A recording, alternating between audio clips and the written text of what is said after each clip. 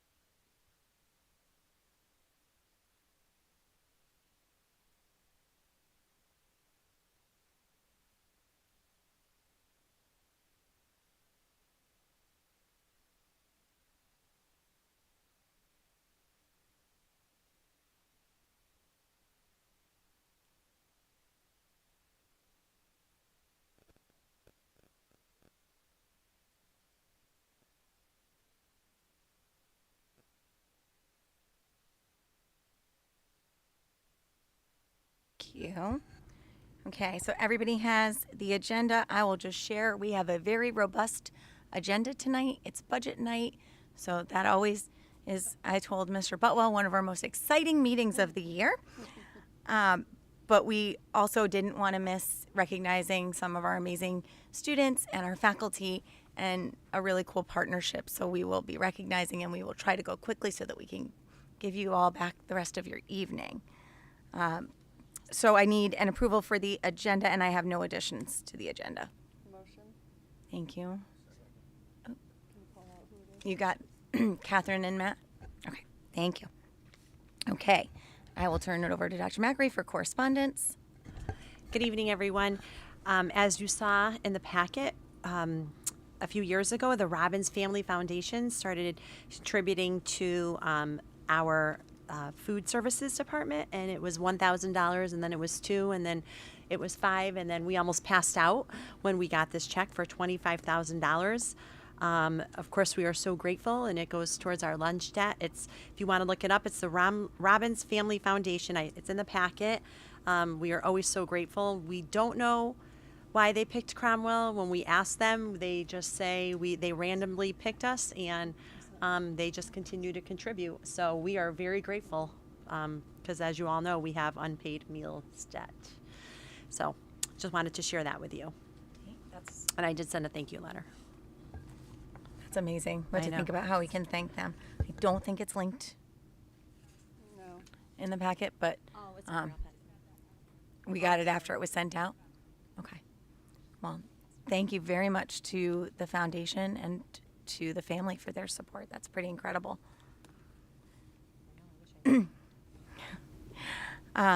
Do we have any public comments this evening? Anybody here for public comment? Going once, going twice. Excellent. All right. This is my favorite part of our meetings. We get to celebrate our faculty and our staff and our amazing students. And I think to do the introductions for this celebration, Mr. Kuckle and Mrs. DeTuno are going to tag team. Yes? Or Mrs. DeTuno. Thank you, Mrs. DeTuno.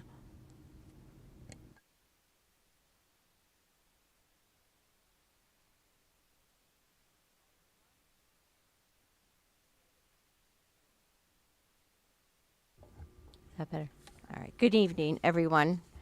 This is one of my most favorite times, too. And Mr. Kuckle and I are here to present. First of all, I'm so appreciative that we have the high school right behind us, so it makes it so convenient when we do an exchange. So thank you, Mr. Kuckle. We are honoring staff and students tonight for a special project that was completed by our high school students and by our ECS students. I'd like to introduce the staff first, and I'm going to ask that they come up and be with us. Ms. Dooley from the high school, Mrs. Ambler from ECS, and Mrs. Sisti.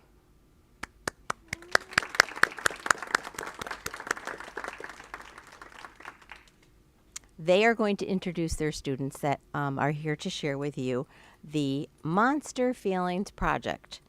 Ms. Dooley's textiles class, Mrs. Ambler's preschool class, and Mrs. Sisti's first grade class all read a story about monsters, and the focus was on feelings. The high school students in Mrs. Dooley's class worked with ECS students to create monster designs. And I have a sample here to show you of the design that our students could choose from. High school students worked with them to color them all in, got them back to the high school, and Miss Dooley's textile students actually created the product from the design, and here it is. So here is the pattern, and the high school students actually made it.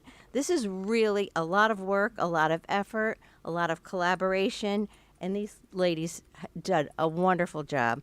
Students got together. These monster patterns were used for an adoptive pet, for the preschool classes. They were used for reading buddies, nap buddies, and social emotional stuffies. So what a great way for our high school students to work with our younger students to build leadership, confidence, and collaboration for everyone involved. Now, a special shout out goes to Kelly Franklin, one of our Board of Ed members, who was able to highlight our students with her connections with Channel 30 News. And we're going to watch a video in a few minutes of the coverage they did for us.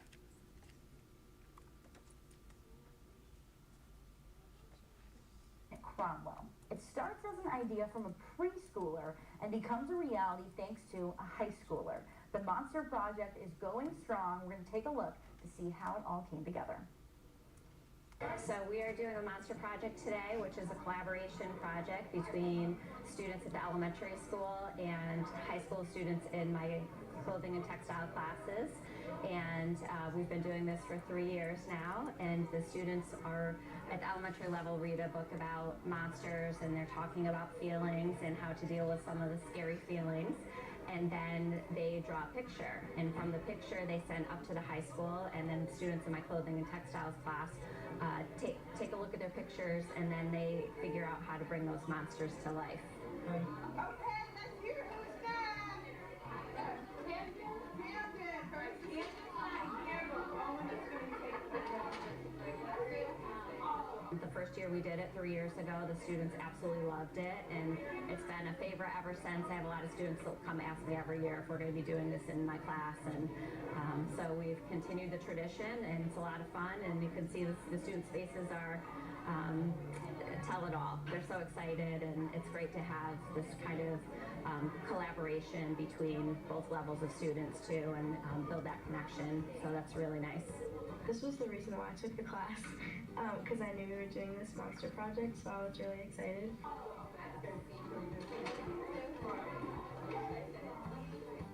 That honestly is the best part.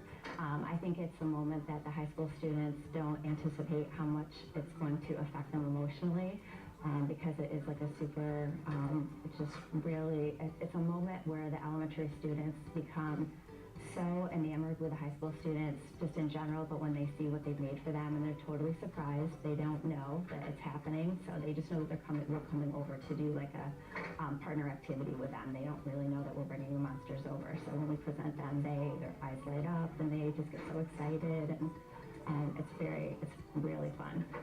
I think the elementary students always look up to the high schoolers, and they're always curious and excited to see them, what they're doing, and just to have them come down and really interact with them and create something for them makes them feel really that's exciting for all of us to witness. So this year we're making 34.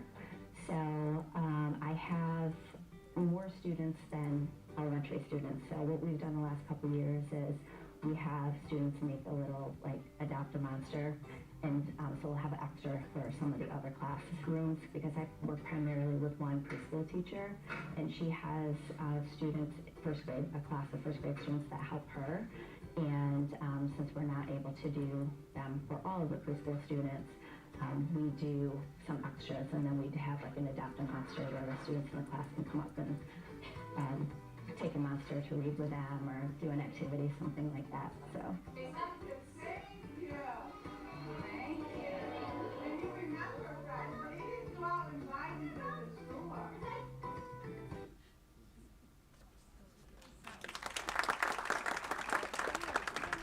I'm going to ask our teachers to come up and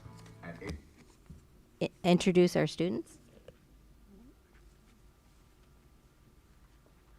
Hello, everyone. So I have Rory Moynihan here with me tonight, and so appreciative that she came tonight and is able to be honored with us as well, because they're really the backbone of the project. And one thing that I wanted to say about the students, just to brag on them a little bit more, is when we don't actually color these in with the students do it on their own. So when they send them to the high school, that's the first time the students are seeing them, and then they have to interpret the monster and choose fabric and choose colors and designs and everything to bring it to life. So it's even more difficult than you probably imagined, but they do an awesome job. So thanks, Roy, for being here tonight.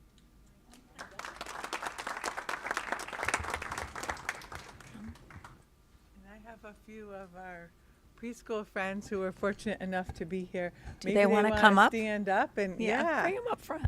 Let's see. If they're Aria willing. No? is here. Audrey and Beckett, come on over. Oh, look, she's showing it. Do you want to pass that around? Walk around and show them your monsters. Go ahead. Okay, come here. Let's go. Hold that up right there. Look at that. I wish you could see the pictures that they created and how Christie's students were able to just create these that look just like them. And actually, Mrs. Sisti, do you want to bring your friend up? I have a student here, Audrey Fideli, tonight. Come on, Audrey. See ever student? There we go. Oh. Sure, you want to come this way? Can you, all right, want us to walk straight ahead? Do you see the layers in the floor? You want to be so careful that we don't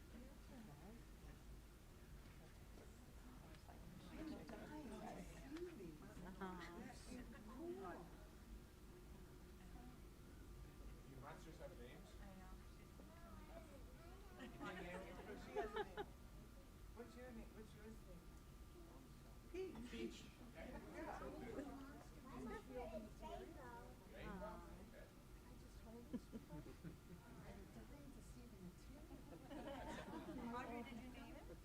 They're different, right? You name everything. You didn't name that? Next time I see you.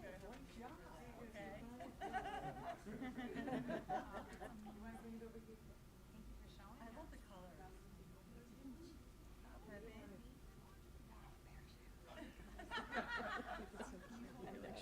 Were you all so surprised when the high school showed up and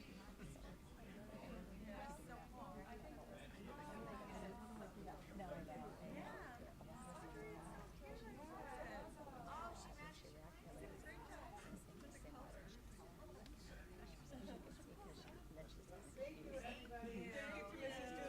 Talented students.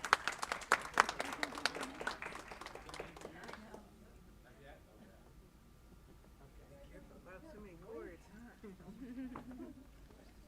Well, thank you so much for sharing your amazing friends with us. And thank you for all of the students and the teachers that are involved in this really cool partnership. And a special thank you. I wish Mrs. Franklin can be here because she was so excited about this that she wanted to share it on our news with the entire state about this really cool activity. So thank you for doing it. Thank you for continuing to do it and for sharing it with all of us. Anybody have any questions or comments that you'd like to add? Oh, use your mic.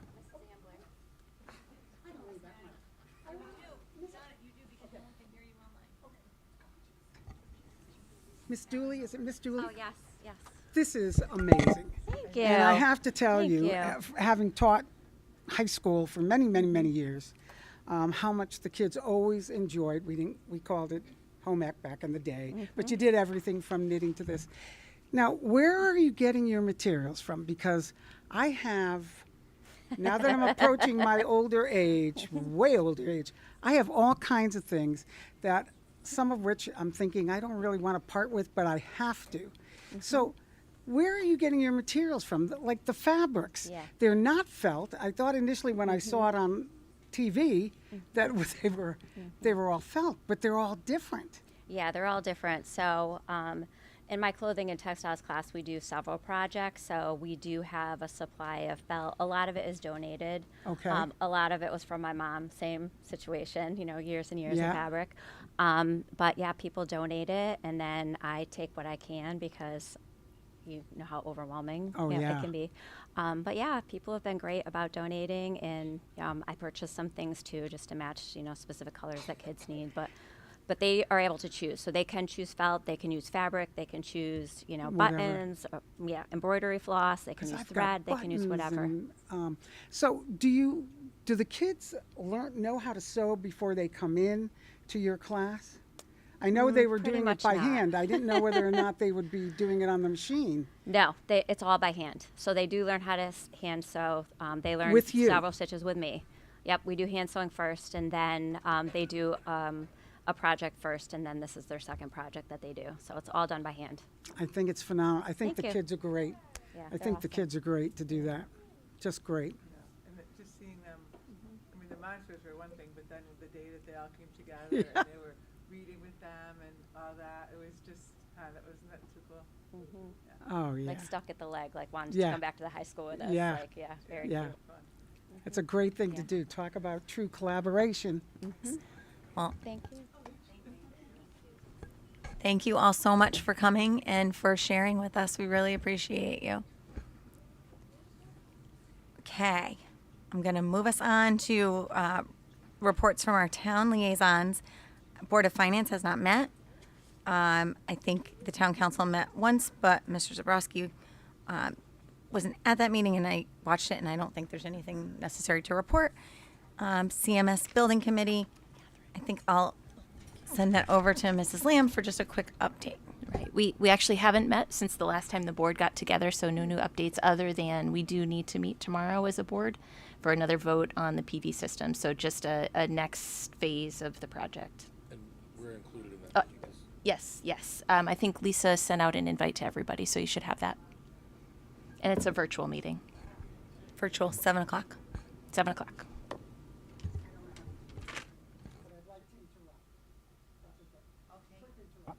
Yes, Mrs. Maddie? I didn't know whether or not there was going to be more of all the incredible things that the students had done.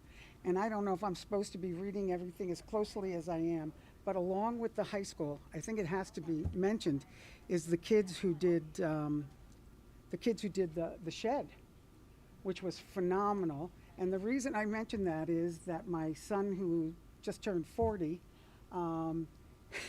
in the house that he bought, he's overwhelmed with toys and all kinds of things, and he had to build a shed. And one of the things that he enjoyed so much here at the high school was all of the hands-on things that he got to do. And I thought to myself, I sent it to him and I said, look, someone stole your design. And I couldn't help but think, we sometimes forget there are a lot of kids that are involved in academics. That was my thing. A lot of kids who are involved in music, a lot of kids who are involved in drama. But these kids who are doing the hands-on stuff, this is an amazing kind of thing. And I'm so glad that one, we do it, and two, that you highlight it. So I didn't want to leave those guys out. And I'm sure there was other stuff, but my memory banks can only hold so much. So thank you. Good point. Thank you for adding that. And I imagine that Jacob and Marcel are going to mention that in their reports. We didn't steal their thunder. Don't worry, Mrs. Maddie, you're good. So we do try every meeting to highlight something really phenomenal that's happening in our schools. And we try to do a variety of recognitions from all different disciplines. But yes, it's really important that we recognize those kind of things. And if folks want to follow, our district's really great about putting these things out on social media, recognizing things in our newsletters. So yes, there's a lot of amazing things happening. We can't recognize all of them here, but I wish we could, or our meetings would go until midnight. Okay, I'm going to turn it over to our student representatives. And Andrew, I'm going to let you go first. You don't typically join us, so you're going to have to introduce yourself. And Summer will help you with the mic if you need help with the mic. But we'll start off with the middle school. Thanks for joining us.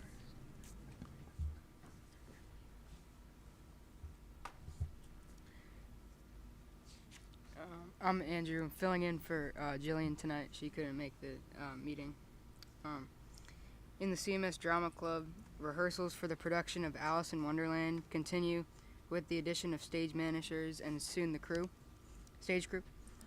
World Language Club continues to meet and celebrate cultures from around the world.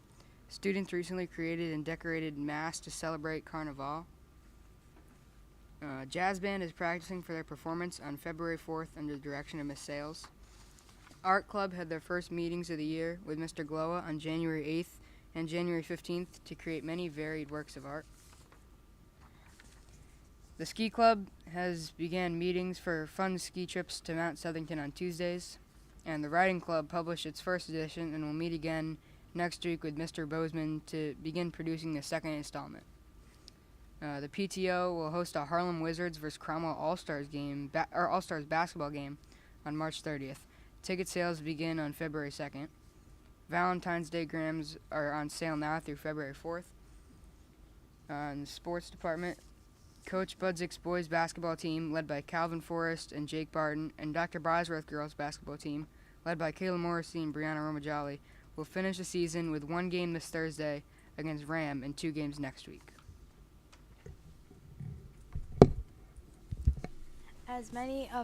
As you guys know, you went to the chorus concert, and the Winter Chorus concert on January 14th highlighted the dedication of the new Cromwell Middle School auditorium to honor the late Cromwell Board of Education Chair and lifelong supporter of the arts, Mr. Michael Camilleri.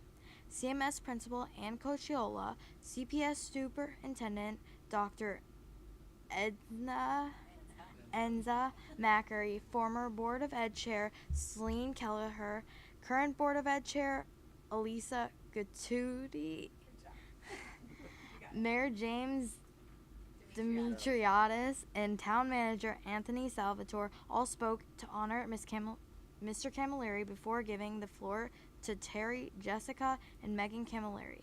Miss Camilleri's 6th, 7th, and 8th grade chorus performed beautifully, and Miss Jessica Camilleri accompanied the 7th grade chorus on guitar for playing their rendition of Blackbird.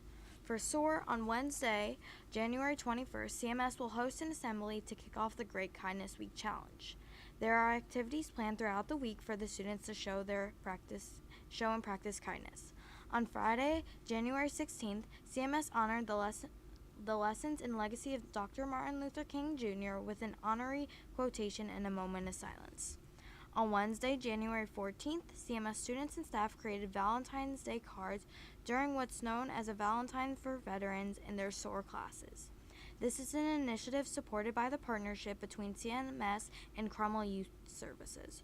As for the Robotics Club in their tournament, they placed 2nd for Defensive Robot and 13th place for CCWM in their competition on January 10th. Well done. Thank you both. Appreciate it. Thank you for stepping in, Andrew. And the talent at that chorus concert was really, really impressive. So kudos to everybody that performed. Any comments or questions for our middle school representatives? Okay, passing it over to Jacob and Marcel.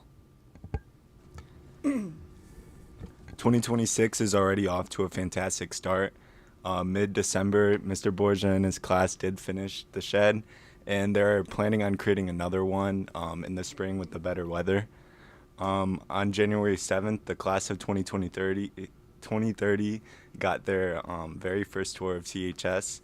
They met their future teachers, wondered if they were actually going to survive the year, and got familiar with the building. NBC News highlighted Miss Dooley's Monsters Project, where CHS students teamed up with ECS Pre-K, making their very own monsters. In fundraising news, DECA and the Student Council combined forces to raise $716 for St. Jude's Children's Research Hospital, and the Pulsera Project finished raising $492. It's midterm week here at Cromwell, which means next Monday, the 26th, we're kicking off semester 2. The Student Council will be selling flowers for Valentine's Day throughout the first week of February. Let's keep this momentum going, and here's to a great second half of the year. You haven't heard about sports since last year, so it's time for an update. The boys basketball team is off to a fantastic start, going 10-0.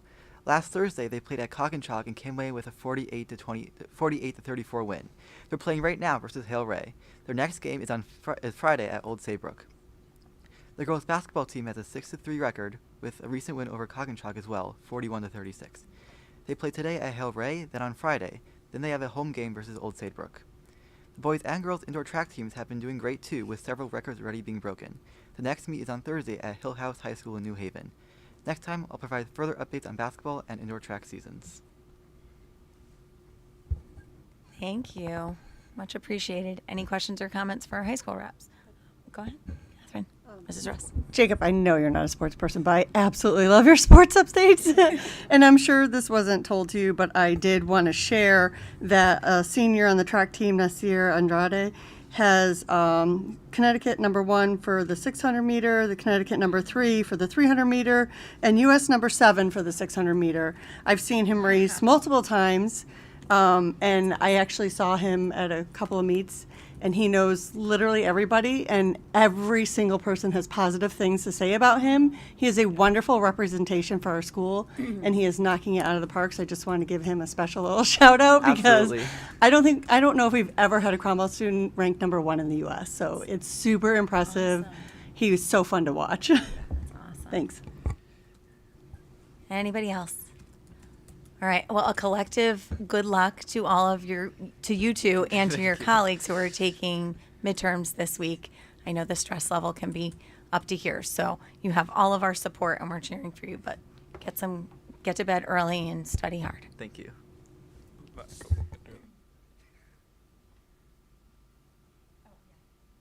And you guys are welcome to leave. You don't have to stay. You don't have to stay. Thank you for coming and joining us. You're welcome to, but you're not required to. Yes, you guys need to go home and study. Okay. Moving on to town collaboration updates. The only update that I have is that what do we call this committee, Steve? Help me. Facilities and Assets Committee Is meeting on the 27th. at 6 p.m. at the town hall. And Mr. Heisman represents us on that committee, which is looking at all the facilities and assets across the town, including BOE. I sit on that as well as ex officio. So we will report back after that meeting at our February 3rd meeting about how that went. This was our first official. So it's pretty exciting. Do we have any other town updates? Okay, then I'm passing it to you for superintendent updates. Sure. I'll be very quick. Obviously, we've been working on budget, and we'll be presenting that to you shortly. You heard from the students a smooth transition back from vacation, which was really nice. And a couple things that we're incredibly proud of is our students raised $683 to donate to Warm the Children. And this is incredible. We have not been... we've never raised this much money for PJ Day. $6,039.98. So we were just so excited to be able to raise that much money. We're one of the top school districts, so I'm very happy about that. To help as many kids as we can and their families. And the rest is all budget stuff, so we'll get into that shortly. All right. Someone who needs no introduction, Mr. Botwell, where are you?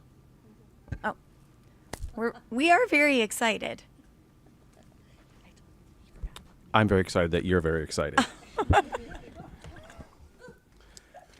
I know we're going to talk about next year's budget later, but just to update you on this year's budget, generally everything going well. In the budget report, you'll notice the lines that are running over are the usual that you might expect. Our 323 pupil services due to provision of student services that we weren't expecting. 510 transportation, most of which is student services transportation. Everything else is looking very good. As I mentioned in my memo, we got our first indication from the state about what our excess cost reimbursement will be for this year, and we were very close to what they're projecting is very close to what we budgeted, so we're very happy about that news. Thank you. Does anyone have any questions? Okay. You're saving them all for later. Okay. Thank you, Mr. Thank you.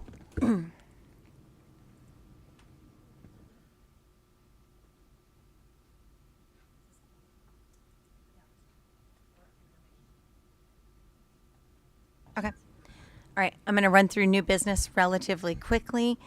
In your packets, you have project timelines and CNR items updates, which is reference B. This is purely informational unless anyone has any questions. There is also in your packet B, AP Honor Roll Report, Silver Recognition, and that is reference C. Anyone have any questions on that? It's a great thing. You want to talk about it? If we could have Mr. Yeah, Mr. Cuckle, Dr. McLean, do you mind just telling us a little bit about that, please? Yeah, so we're very excited about this.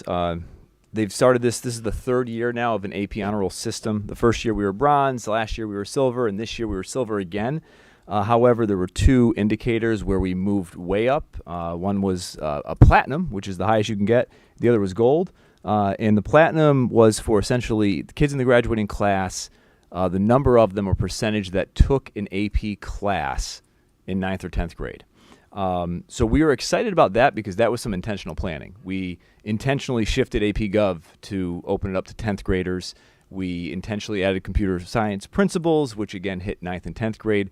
So we were happy to see movement on that and some recognition on that end. And then the other, we moved into the gold category for essentially students taking and passing in the graduating class an AP exam with a 3 or higher. That we were happy to see, but it was not surprising because, again, we have some exceptional AP teachers that are just getting better each year, if that's possible. And our students are just crushing it on these AP tests. So we're very excited about that. And essentially, we were very close to getting gold recognition this year just based on performances. But again, this was based on last year's graduating class. But right now, our numbers are trending in the right direction, which is what we like to see. Anybody have any questions? Oh, just Mrs. Lamb. Quick question. Do you get feedback from students post-graduation? I know culture was one of the areas where we're graded, and it's really a preparation for college. Do they feel better prepared? Absolutely. We hear that time and time again. And we also attribute that partly to the small school atmosphere that we have where students, they get the attention they need. But we hear that so often from students. They go to college, they feel prepared when it comes to the research, the writing, areas that we're just very strong in, and they actually voice that they feel like their peers that they are with are not as prepared. We always think that one of our strengths is our size and how small we are as a district, that we can pay attention and we don't lose students. You're held accountable. If anybody in this room has gone to a bigger high school, it's certainly easier to, be missed. And I think that's a strength for us. And again, we have some exceptional teachers, but especially those junior and senior years where you're getting these AP classes, that rigor, that intensity, our students do feel very much prepared. We do get that feedback. Yeah, thank you. I just want to commend you. I love that we are introducing AP level classes to sophomores. I think it's pretty exciting. My son gets to take AP computer science, absolutely loves it, and it really helps students to figure out what they're most interested in earlier on so they can focus. So that leads us beautifully into the next set of action items, which is a whole long list of new courses that we are going to be able to, hopefully if they're approved tonight, be able to offer to our students. And if you look at some of these, they're right on target with some of the career aspirations that many of our students express. So really, really excited that we're going to be able to introduce them, and also excited that it's not going to cost us a lot more money. So might want to speak to that before we vote. Yep, absolutely. Most of the classes here, we already have the technology in many cases. So for example, advanced news broadcasting that we're going to add, the sports media production. We already have the studio. We have the structure, the infrastructure there, which is expensive, but we already have it. That's tapping into a very specific pathway that we are building for media and news broadcasting. Our evolution of pop music and treble choir, again, very cost-effective add-on classes. The treble choir would be another performance group, but it would be a way for our choir teacher to divide up her class between the altos and sopranos and the tenors and basses. Right now, if you were to walk into that chorus room, you would see about 100 kids in the chorus. This would, give her a group of 60 and a group of 40. Much more manageable, but also for instruction, a treble choir is a common thing that you do see in very strong music programs. They try to divide it up. Evolution of pop music, that is, we're looking for engagement for our students, a way to have a lot of students see an elective that they're interested in taking. Our music teachers, they've added a lot of great elite groups, but we haven't really added anything for the general populace, if you will, for all of our students to access. And so that's where their mind went with the evolution of pop music, a way to get students engaged in the class. And one of their biggest things is this sometimes helps enrollment in their other groups, in chorus, in band, when they are exposed and meet new students themselves who might have an interest. So really that'll serve like a dual purpose for us. One of the most expensive classes on here that we're looking at, the woodworking, design, and production, again, that's a third level, another career pathway push for us. We already buy the wood, so we have the wood. We're not buying more. We're just changing essentially what we offer and how we offer it. So right now, students could take Intro to Woods, Advanced Woods. This would give them a third class to take before they would then take residential construction and design, where they would go out and build projects in the community, like you heard Marcel mention earlier tonight. Drone technology and operation, that will be one of the more financially burdensome courses. We do have drones, but we would be looking eventually to expand and get more advanced.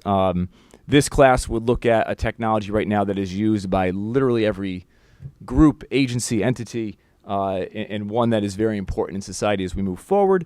And this class would embed photography in that and in many different fields of business. And again, it would fit that engineering pathway that we are trying to build for our students. Contemporary issues, pretty straightforward. It's a global issues class. Our students for years have been talking about how they want a class like this. They want to talk about current events, especially as they get to their junior and senior year. They are looking for that type of course. And so now we're excited to hopefully potentially offer that. And then we are adding a dual enrollment, mathematics for business and economics. One of the things that we try to do is we try to give students as many dual enrollment opportunities as they can so they can go to college and be successful right out the gate. This class, there'll be some money in it for textbooks, but essentially what's nice about this one is this is a class, regardless of where you start high school in terms of your math track. So some kids come in, they take Algebra 2, some take Geometry, some take Algebra 1. They're at different levels. This is something that would be attainable for all of those students by the time they are seniors in high school. Whereas, to be completely honest, a UConn Calc BC is not, unless you're doing a lot of work outside of our program of studies, maybe in summer, taking summer courses. This is one that on a track we can get students who can access that, potentially walk away with UConn credit that's transferable to about 83% of colleges in an area that is growing and, again, fits our business pathway as well, even though it is a math-specific course. So we have a wide range of different classes being offered here and added, and we're excited to continue to evolve and adapt with our students and society as it changes very quickly. So that's what we got. Quick overview. No, we're just, Mrs. Maddie has a question. Yes? Mr. Couple, I have a couple of questions. I've never seen so many new courses come up at once. Yep. Is there a reason for that, or is that usual here since this is all new to me? Good question. The reasoning behind it is for a very long time, we really only added a course here, a course there. If you were to look at our program of studies from 2010, in let's say we're 4 years ago, and you took a 10-year look back, not much changed. And post-pandemic, we really sat down and took a hard look and said, all right, what do we have to start looking at? We need to start offering more dual enrollment opportunities for students. So last year, there was a big push with that. We added a huge number of dual enrollment opportunities. This year, we're adding a little bit less because of so many that we put on last year. But then, as well, we are moving full-fledged into this career pathways concept where we really, a name matters to a course and what you're delivering, right? You can tweak courses here and there, but, When a student sees drone technology in operation, all right, I got a clue what that's about. I know what that's about. I'm into drones. I think it's interesting. But we're trying to tap into that engagement level, but also pathways. So we're really focused on our engineering. We're focused on our media and news broadcasting pathway that we've created. We have a allied health pathway that we're creating. So we're trying to give students this visual and these opportunities to really take a wide array of different courses to get them that exposure, at this level. So that's resulted in us adding a lot of courses in the last 2 years. Doesn't mean we'll offer all of them based on student interest. That happens, or maybe we offer something every other year. But we've added between this year, if these all get approved, and last year we would have added about 16 new courses in 2 years. Well, I love these. And again, I have to say the woodworking design and production, it's only $500. Yeah. It's not a big Correct. cost. But that kind of course, I hope would be of interest. The other question I had is, I wondered if you were doing all of these new courses because the faculty feels that the high school has maybe too many study halls, or there are too many kids who are not taking electives where they have room. I've tried to familiarize myself with what your credits are for graduation, but I can't say that I've got that down yet. So what I'm saying is I'd rather see kids stay in the high school for 4 years, take as many courses as they can, because the more you learn, the better it is. And I know a lot of kids think that they can get this done in 3 years, but they're always missing something. And what they're missing is something that I noticed in a question that was asked about most of these courses, and that is, does it contribute to student career readiness? I know how important that is, but you know what? Enrichment is also so important, especially in an elective, especially for seniors who maybe say, God forbid, I'd like to take it a little bit easier senior year. And you've got all kinds of things here. So I would hope, and I wonder if this is true, that this might cut down on study halls. Or maybe you don't have a problem with study halls, with kids having a lot of study halls, or having study halls back to back. Yeah. Good question on that. It would cut down kids in study halls by a small number, because that really is more of a staffing issue. Oh, okay. If we had, Okay, yeah. I'm not asking for more staff, but if we had, 4 more teachers that could teach 20 extra sections, then I can run intro to business with 15 or 12 kids in it, because I have the staff. Right now, it becomes a numbers game in terms of what you offer and maybe what you don't run. So, for example, we didn't run environmental science, AP environmental science, because I had 2 kids sign up. I can't run that if I need that science teacher to teach a class of 15. So it is partly that, but if there are classes that are more engaging and students find more interesting, we would have higher numbers in some, but most of our electives, believe it or not, are pretty well filled up. Yeah, are maxed out in terms of number. And you would say that most kids, frankly, they don't have, too many study halls, or they're not wasting. I don't mean. No, yeah, they don't. Freshmen have maybe one study hall over the course of the year. Same with 10th graders. Okay. Junior year, if you're a high flyer, you probably don't have any. Same thing 10th grade year, to be honest. And then it's your senior year. You try to stack so that way your senior year you can get early release, late arrival. I know. So they can go work, and they do, and that's a little different. Yeah. Okay. Yeah. Thank you, Mr. Cockle. No problem. I'm going to ask, unless anyone has any objection, if we can take these as a group and approve or get a motion on. Oh, I'm sorry. I didn't see you, Mr. Zabowski. Mr. Zabowski has a question. It's the seating arrangement. Just a question about the drone course, because that does look pretty cool, and there's a lot going on there. I can totally understand why it does not fulfill the requirements for the licensure at the end, but I do like that it really sets up students to be able to do that on their own if they want to. The question was, there was a statement in there about budgetary implications, and it mentions that the startup cost would be around $5,500, and there's a comment that $5,000 would likely be covered by the Perkins grant. What's the confidence level that it would be covered by the grant? It's pretty high. Okay. Yeah, 'cause we've in terms of our applications, and if you want to. The Perkins grant is something that we fill out, and it's designed to match the needs of our pathways courses. So we would just write it into the Perkins grant. Okay. And so sometimes they have limits of how much you can request in certain categories, but that would be the only limitation. The Perkins grant is really it's for building in courses like this. Okay, so confidence level is pretty high. It's that almost we would 100%. get, okay. Yeah. That's what I wanted. That Yeah. was what I was. We've gotten a looking at. Perkins grant for the So- last 4 or 5 years. Yeah. So you're really looking at like the startup cost in the end after the grant is Yeah. close to $600. Whatever Okay. supplies they would need or whatever. Thank you. I appreciate the clarification. Yep. Sorry. Mrs. Russ. I have a couple of items. There's a lot of courses that are listed here, and I'm a little bit confused on how they align with the CHS program of studies. That's reference M. It seems like some of these courses are already listed in there. I'm not sure why it's listed twice. Also, I think it's great that we're offering more and more variety. However, I'm getting concerned that we're offering so much variety that kids are going to be floundering or have their heart set on a certain pathway that we're not going to be able to offer. You couldn't offer APES this year because there weren't enough people. I'd rather see us focus in, and I know we came back and said that we changed the structure of our level 1, level 2, and made level 1 all honors classes, but in my world, that's not a true honors program.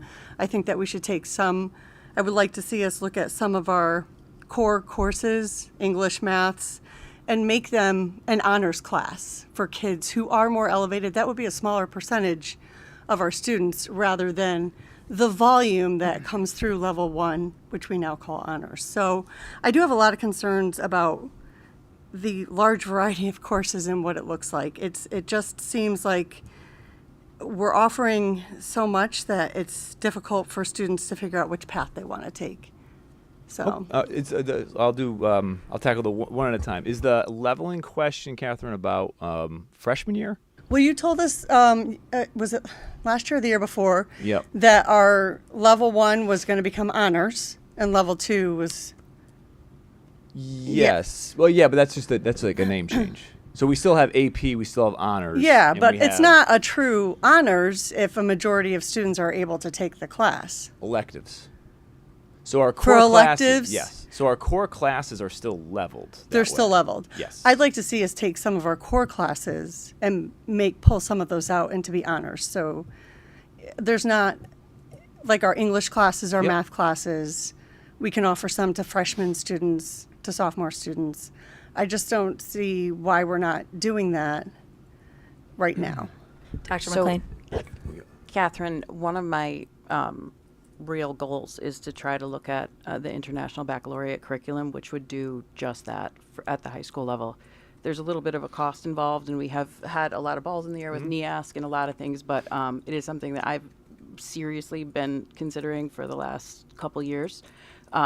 So I agree, and I think that's something that we are definitely going to explore. That's just if IB High School opens up a lot of doors for kids when they go to college to have an International Baccalaureate diploma when they go to apply for colleges. So, and it does just that. It sort of brings up the rigor in the courses and establishes a really academic baseline for students. So, I agree with you.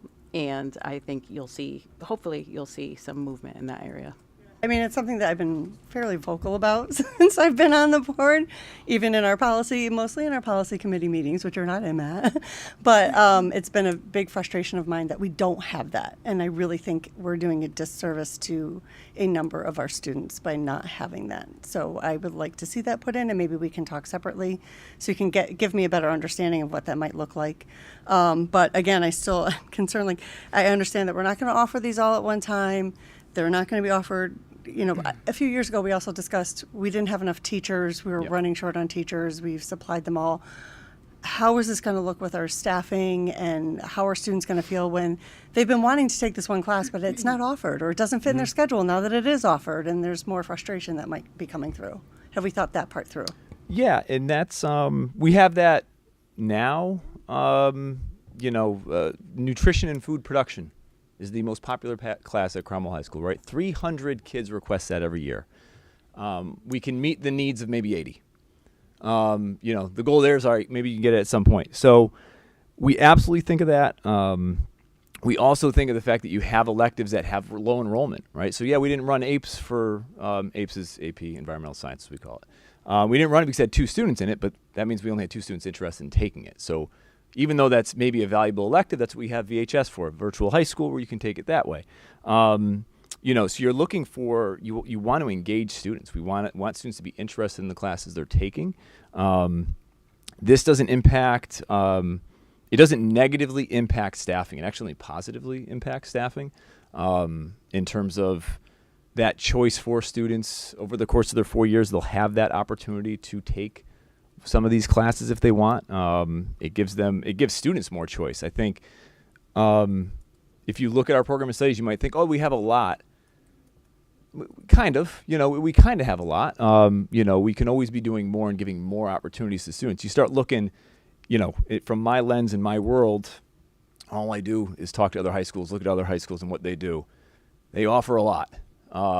They offer a lot more than we do. And some of those high schools are much smaller than us. So we're trying to, like, you know, provide those same opportunities and kind of see where they go. The one thing the one thing that is proven is, for the most part, minus that AP class that I gave you the reference for, our dual enrollment numbers are up. Our AP numbers are up. Students are interested in those, and we are, you know, keeping that in mind. So when we add new courses, we want to make sure we add 1 or 2 that hit that.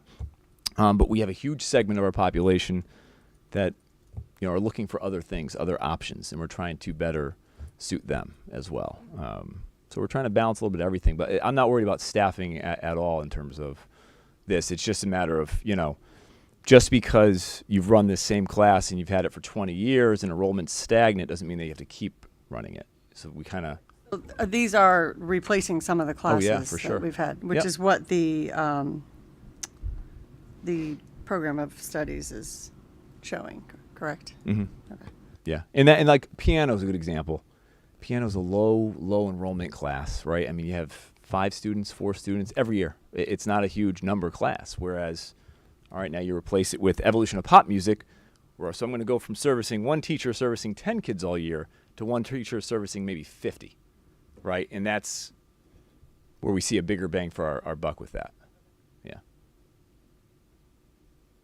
I was just Dr. going to McLean. say that Andrew's actually been a great partner in, you know, because my part in this is really to kind of align with what the state priorities are, and right now they are dual enrollment, they are increasing access to the arts, they are, you know, career readiness, and so these courses align beautifully with those priorities, and they're also high interest, and so it's been a great partnership in terms of, you know, meeting our requirements, but also thinking of really engaging courses that kids will want to take. Ms. Stress.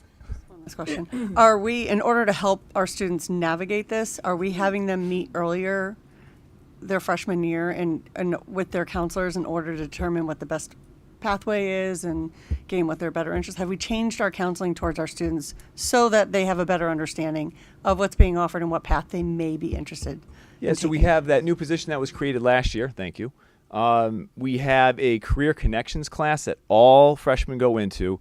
Counselors are collaborating in that class with them, and one of the bigger focuses of that class is, you're here, what do you want to do with your life? What do you want to do? It's career focused, and then that way they get that first semester, so that way second semester when they're picking their classes, they understand, like, okay, there's this program of studies.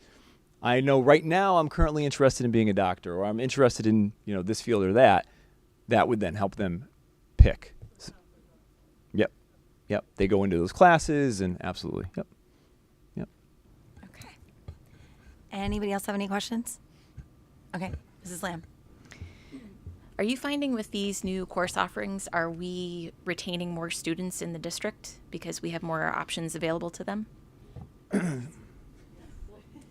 About that during the budget, yes. When Okay. you saw the decrease in kids leaving to go to other schools, we've seen that. So Wondering. yes. Yes, thank you. Yeah, and we've had we run that open house. We've had families tell us that. I was thinking about vinyl, and then we're gonna go here now. Yeah. Any other questions before we move this forward? Okay.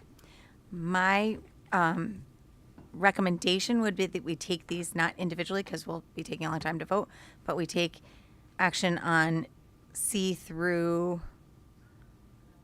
L as a group, unless anyone has any objections or wants to pull any courses out of that list. Okay, then I will look for a motion to approve items C through L. Thank you, Mr. Schuman. Thank you, Mrs. Lamb. All in favor? Any opposed? Abstentions? Okay. Congratulations, Mr. Thank you. Buckle. Okay. Now, see, I built it up before. Now we're going to talk about the proposed Board of Education budget. I think Dr. Macri is going to do the overview and then with help from some friends. Yes. Okay. So I'd like to have the directors come up and join and sit at the table. Mr. Botwell, if you can join Dr. McLean, and then Ms. Morrow, Ms. O'Leary, and Mr. Bazzano on the other side. There's a few seats for you. Feel free to join the big kid table. And Steve, I think I'm just going to have you click. I changed my mind. It's hard to do both. So while that's happening, as you know, this is, just to let you know, this is the superintendent's proposed budget, and then it turns into your budget once you vote on it. For those of you that are new, Mr. Botwell and myself and all of the directors and administrators work starting in October, and we start putting this together. And there's a presentation, and then there's a binder that comes with the presentation that you were provided with so that you had time to look at everything. If you want an explanation of what's in the binder, Mr. Botwell can provide that to you after the presentation. But usually what we do is I provide the presentation with some help with the people that I called up. And then you have the opportunity to ask questions and for clarification. So with that being said, a big thank you to Mr. Botwell. You'll notice that we have tried to include many things that you have asked for over the years, and just the formatting may be a little bit easier to understand. And we've dug really deep into this budget like we have never before, which is why I wanted Mr. Botwell to join our staff, because I knew once he started to understand this, nobody would do a better job. So I'm actually afraid of him next year when he comes to me and tells me what I have to get rid of. So with that being said, a huge thank you to Mr. Botwell and to everyone, Dr. McLean, and our team. So we'll start with our first slide, the most important one. Steve, can you, why we're here. So we have students learning in their environment. And our next slide is, we share this with you every year, and this hasn't changed. Our mission is placing students first, with equity at the center, and these are all the pieces of the puzzle and how we provide that those opportunities to our students. The next slide are our goals, Cromwell Public School goals, and also in your binder we gave you our mission and vision that was provided to you. And here's our goals for our district. We want to increase academic performance by providing teachers with high quality personalized professional development. We want to support the implementation of 3 through 5 math program, begin K through 2 math program, which we already are in discussion of, engage in best practices for leadership and professional development, continue to develop our STEAM-driven curriculum for the new middle school and talk about how it aligns with the high school, and continue to collaborate with the town on building and facility upgrades and maintenance, and sustain programming for behavioral and social emotional learning needs of our students. So the next slide, this is a high-level overview of our budget increase by object for 26-27 school year. So this is how we budget by object. So we wanted to show you everything on one sheet, and it's broken down in your binder, and then we'll get into the breakdown later. But this just shows you the year, what we're asking for, the increase or the decrease, the total.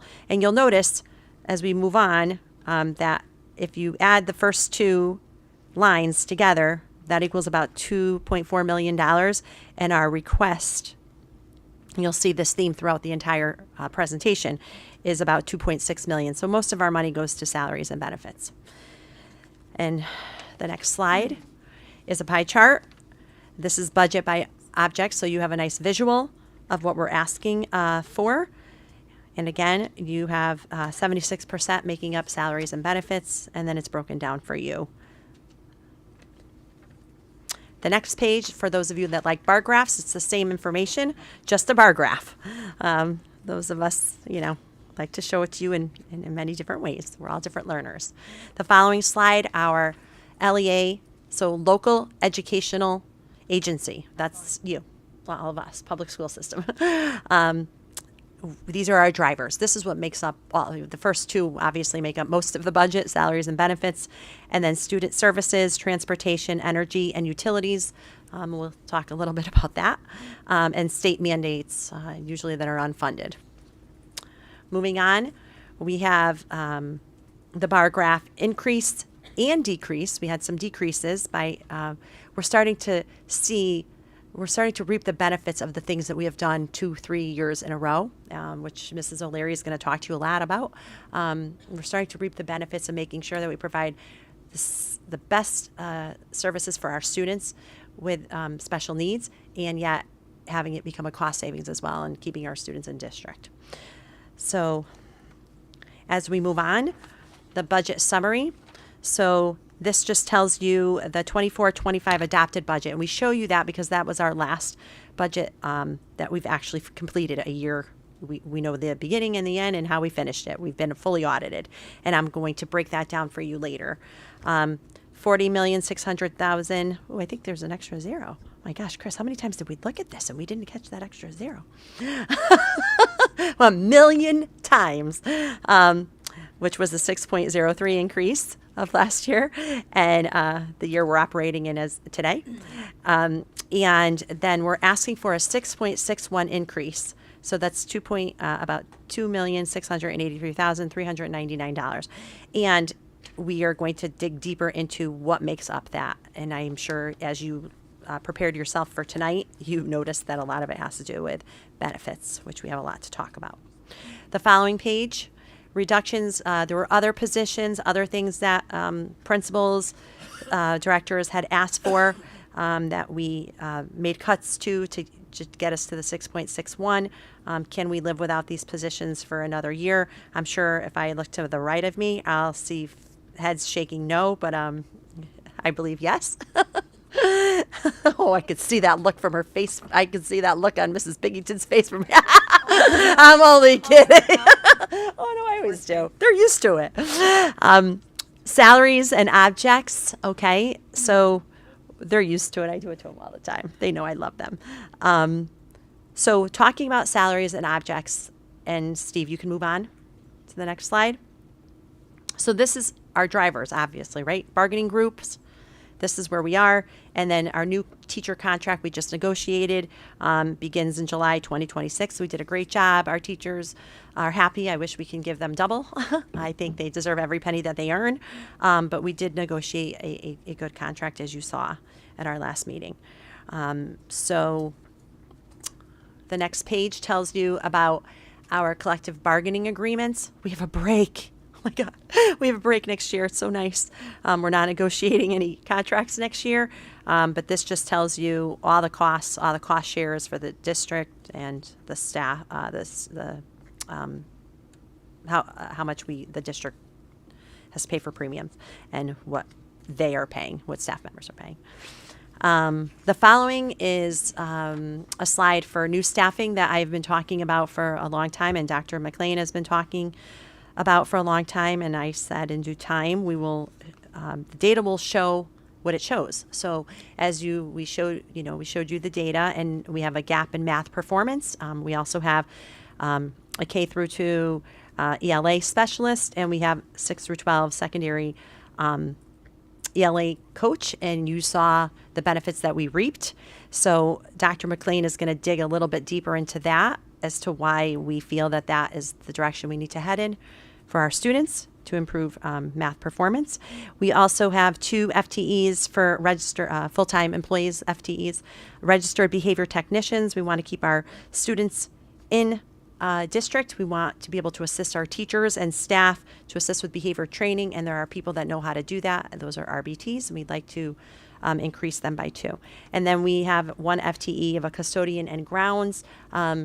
There's, like Claudio said today, there are a lot of plants outside that middle school. State-of-the-art school comes with a lot of different things. Obviously, it's really hard to keep up. We've been trying to keep up over the years, and this just put us over the edge of needing more support. So that person, you can ask questions about what that person would be doing with Mr. Bazzano later. And I'm going to turn it over to Dr. McLean so she could really get into the staffing. We know this is a big ask, but why we feel that we need it as far as our math program. Dr. McLean? Good evening, everyone. So I've been one of those people that's been on that cut list for a couple years. Dr.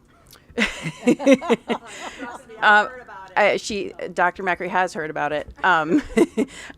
She has put up with me advocating for these, but at this point, it's really pretty obvious that these are things that we are lacking in our district.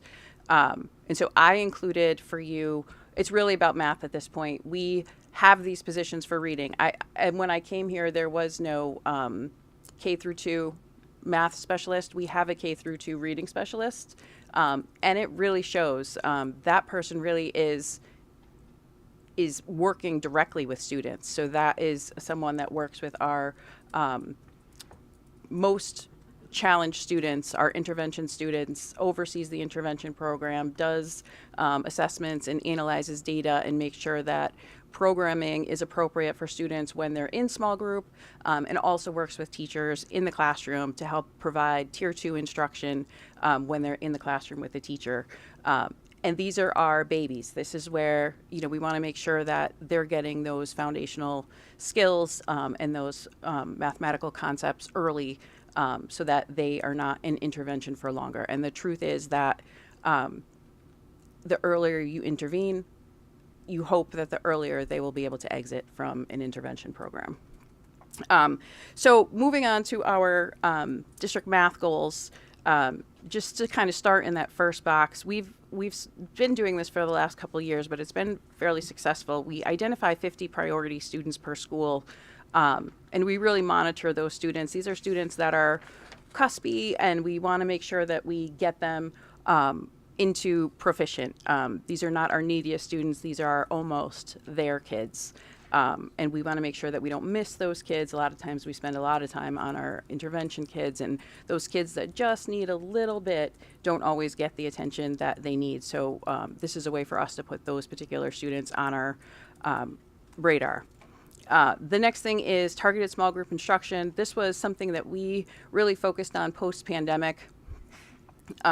It's a high leverage strategy that not only builds relationships with teachers in small group setting, but also provides students with specific targeted support in the classroom from our certified teachers.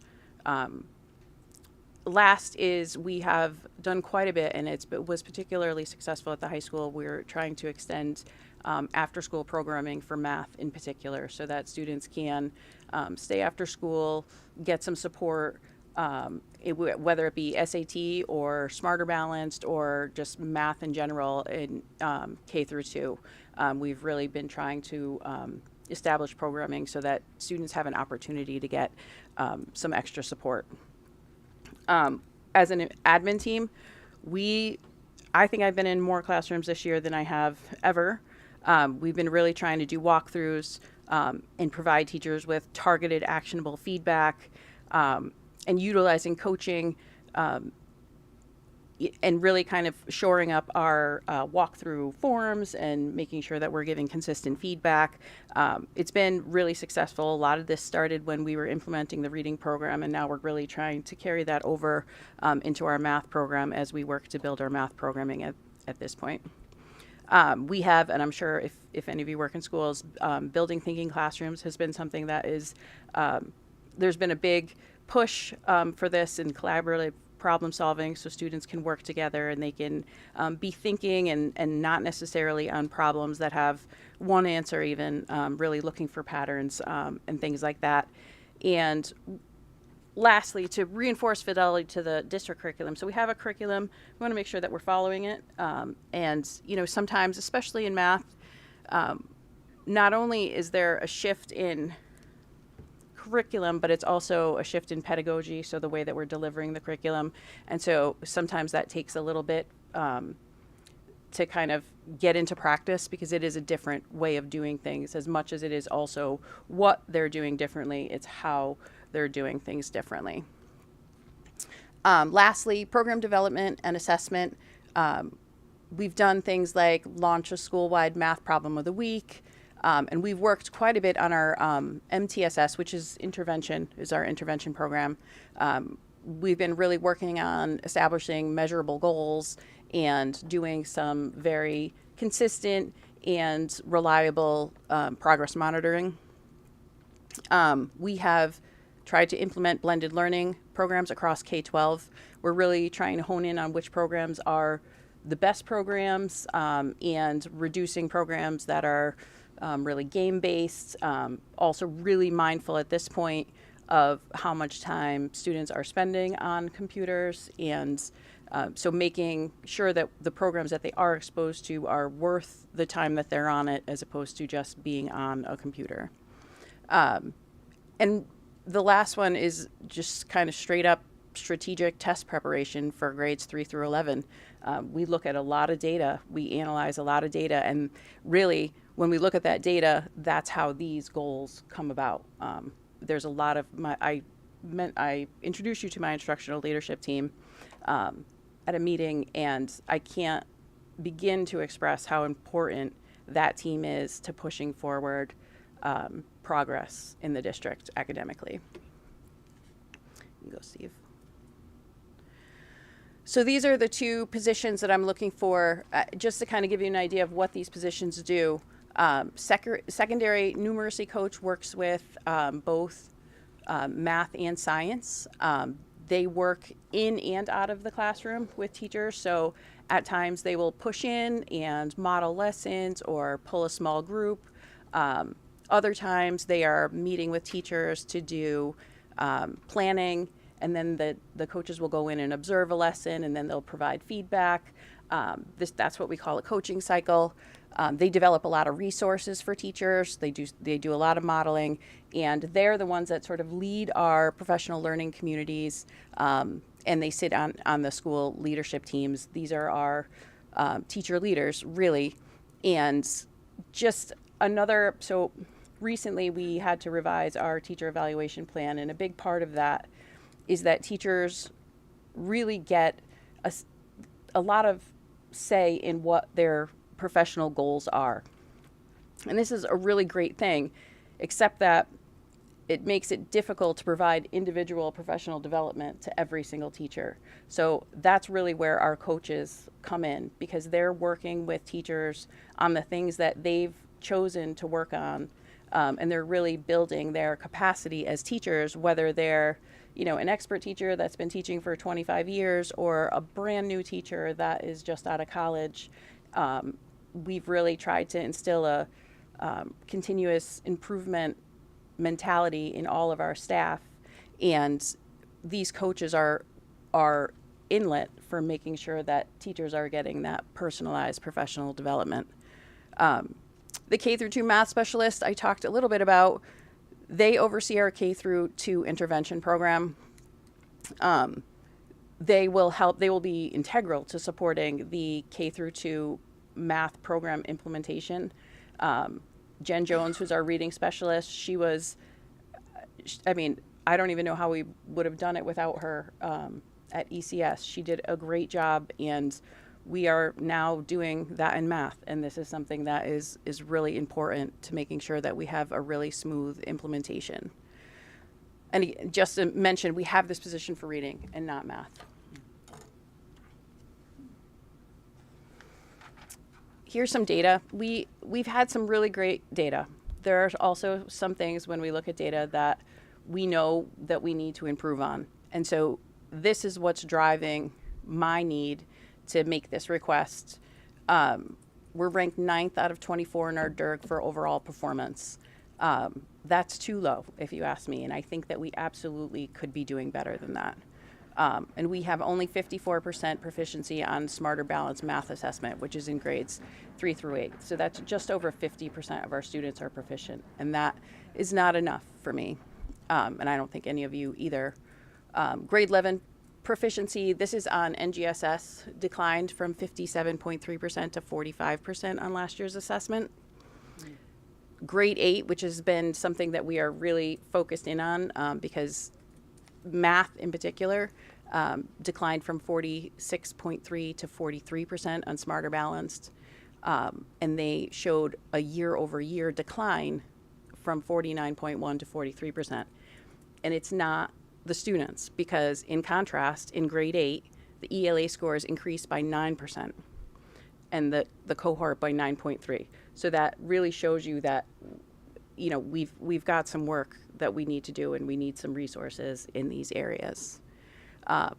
We have an implementation of a new math curriculum and sort of a reorganization of how we are doing things, which requires specialized instructional leadership and resource management, and making sure that teachers are guided along in what best practices are with the new program.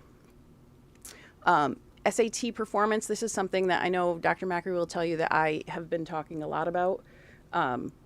We are not alone in this, by the way. This is not something that is a Cromwell issue. This is something that is, you know, you see this across the state. Only 39% of our students in 11th grade are proficient on the math SAT, compared to 68% in reading and writing. That is a huge disparity, and we have a lot of questions about why that's happening, and it's something that I've done a lot of exploring on. And part of it is that teachers need support in the classrooms. You can go on.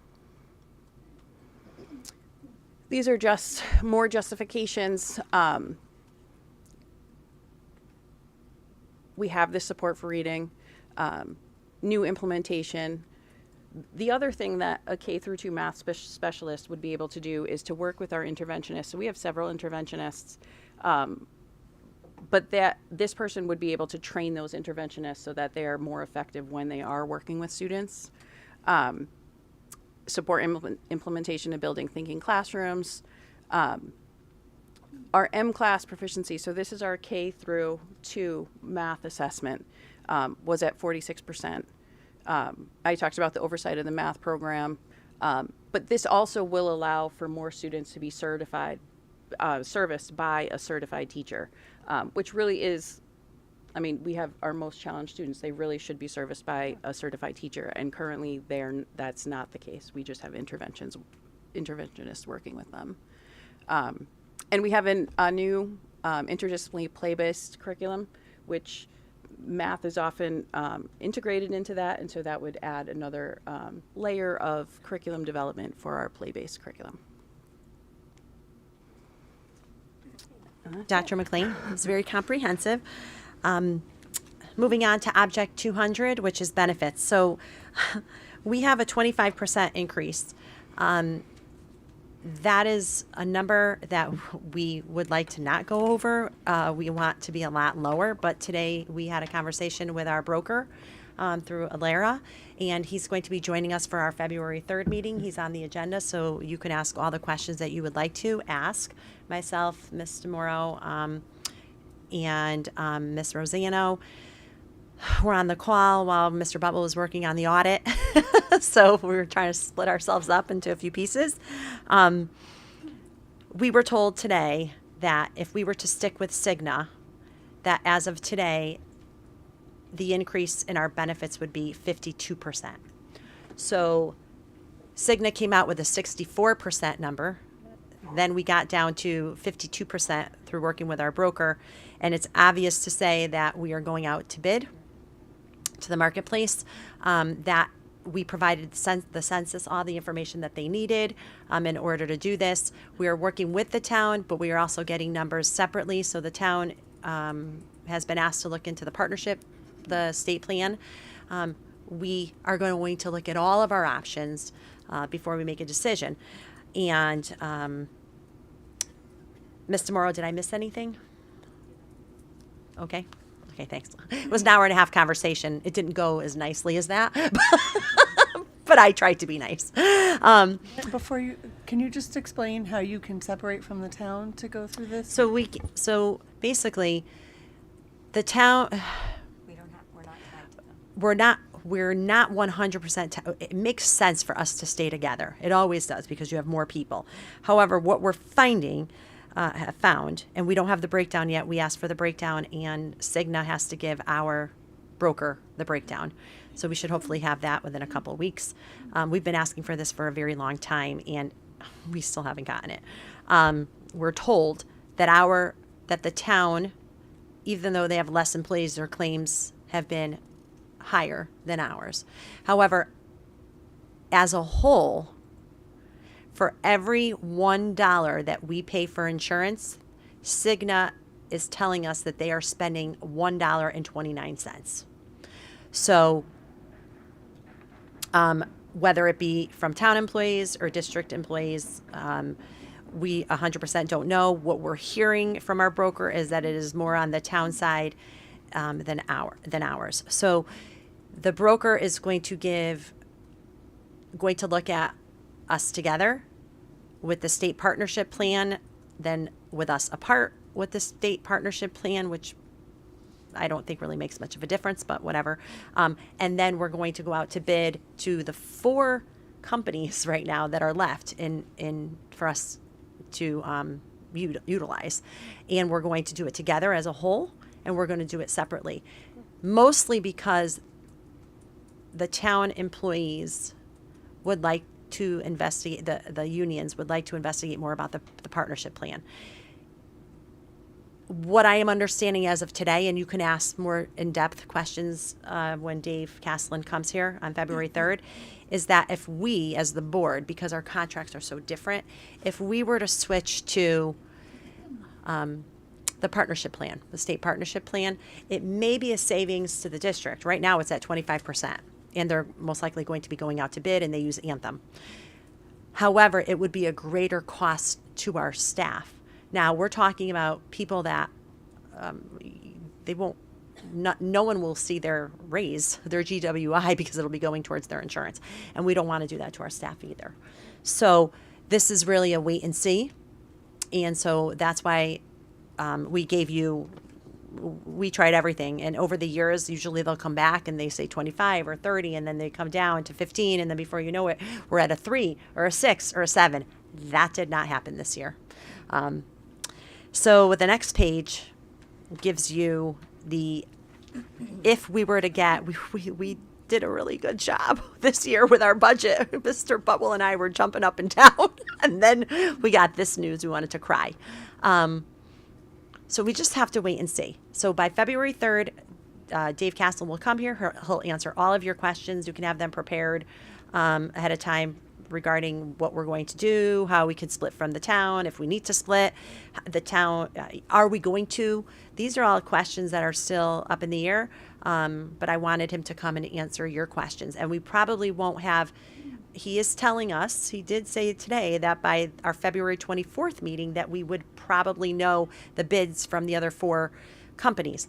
I don't know if that could happen. All we know is we have to inform our employees according to some bargaining contracts that 60 days in advance if we're changing carriers. So we need to know by April. So we are at a standstill with this right now. Can I just add? So this budget includes 25%. This budget increase. Includes 25%. But that's why we can't really finalize anything tonight, because it could be, if we stay with Cigna, as high as 52.4%. Unlikely, but it's a real big wild card. It usually is in the budget process. Huge. But this is very preliminary because that's one of our biggest cost drivers. And this has never really happened before since I've been here. This is the first time I've come to you without the real number, or close to the real number. We're nowhere near the real number. Hopefully, we're not anywhere near the number. We're not alone. I've talked to my superintendent, we have people, our districts who are looking at cutting positions. They're in a bad situation. So, moving on, professional technical services, Object 300. Again, this is legal, audit, resource officers, contracted services for student services, and Siri O'Leary will explain on the next page. We made some shifts, and Mr. Bubble can ask the question. I'm sure some of you noticed that. 322 and 330 line are a little different. We could talk about why we moved things around. It made more sense to have them there. And then we did actually have a decrease in student services budget because of all of the wonderful services we are providing in district. And with that being said, we will go to the next page, and I'll turn it over to Mrs. O'Leary, Ms. O'Leary, to talk a little bit about this slide. All right. Hi. As you know, we've been definitely trying to increase our in-district efforts, programming-wise, instruction, staffing, and this is all in an effort to decrease out-of-district costs and keep students in district, in their mainstream environment, which is always the goal for us in Cromwell. So some of these are not new, so I'm just going to kind of go through what we've been working on as a reminder for you all, and then obviously if you have questions at the end, please feel free. I just clarify one thing. I didn't notice it either. So it says addition of full-time BCBA. We're referring to the addition that we made last year. Yeah, we because put that don't- in for the date. We put it for last year. Yeah, so it's not, right, so it's not a new position. Yeah, we indicated that it was last year's budget. So yeah, perfect. But yes, so I'll start from the top. We have two specialized programs at ECS and WIS that we've really been trying to increase the programming for. So last year we did increase our full-time BCBA at ECS, which has been great in terms of training, managing student behaviors, and helping improve, the programming of our students at ECS. And it also freed up the time for other BCBA in district to be in the other schools to do what she needs to do in order to support students as well. So it's a win-win all over the district.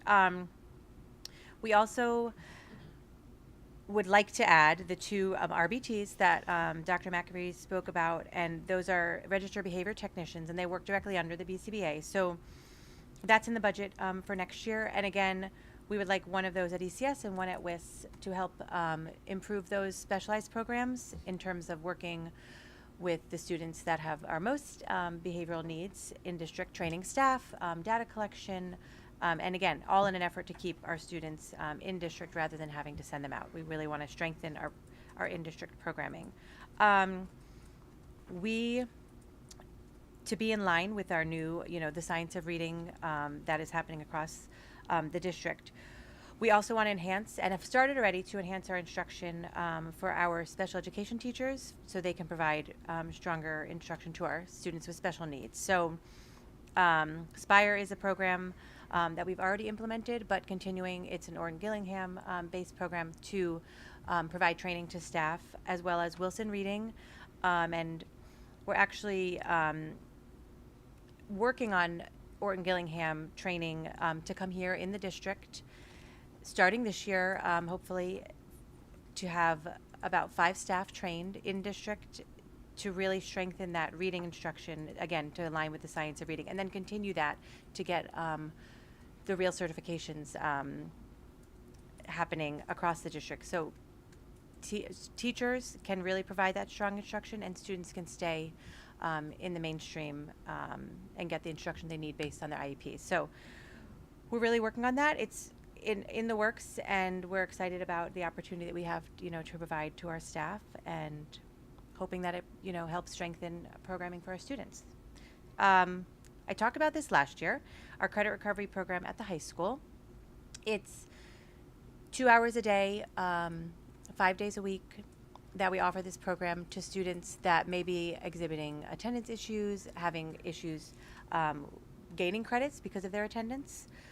So we established it last year, and it's working well. We only have a few students that attend, but it's a great way to offer a service that we likely would have to offer on the outside, but we're saving that cost by providing it in district, and it's working well for the students that are participating so far this year. So we'd like to continue that for next year as well. As you know, we've talked a lot about ESS, Effective School Solutions, and right now we have 3 certified clinical social workers that work in the schools. And again, we would love to continue with this programming. We are touching about 30 students, give or take, if we're at max, 20 at the high school and 10 at the middle school. But this is our highest level tier 3 support for our students exhibiting mental health. Again, really in an effort to keep these students in district and provide them with the support they need and their families, and it's, you know, a full wraparound service. So again, hoping to continue that for next year. And then our CCTA, Central Connecticut Transition Academy, that's I would say in a great place at this moment. We started it years back now, but it's our 18 to 22 programming that we've shared with Berlin the past few years, and it's really, again, helped our students stay in district. Although it's in Berlin, it's still our district program, and we don't have to pay tuition for these students to go out to another transition program, and it's thriving. I would say vocationally, the students are really getting opportunities out in the community, learning job skills, as well as life lessons, fundamentals, where they gain those efforts during the day. Before they go out, they're getting lessons on how to budget. If students are attending college class, how to use their organizational skills and all that. So these are just some, not all, of the programming that we're providing to students in district. And if you have questions at the end, I'd be happy to answer. Thank you, Ms. O'Leary. I thought it was important for you to see. We've been working on this for a long time. Okay, property services, object 400. It's maintenance services, mechanical repairs, and groundwork. Most of it has to do, the increase has to do with the new school. And you could see where the increases are to the right for the 26-27 school year. So it's a small amount of money, but it's a large increase because we knew this would end up happening as far as getting a new school. And Mr. Bazzano can explain that later if you have questions. The next slide is object 500, other purchase services. So this is a little bit about what the give and take. So significant drivers here are transportation and tuition. So we've had some increases and some decreases. And we provided those for you so that you have an understanding of why we're at a negative 0.78 in this line, where in the past we've been through the roof. We also have fewer kids leaving the district, which is wonderful. And we also, there's a mandate where the magnet schools can't just tell us how much they're going to charge us a couple months before, like they have in the past.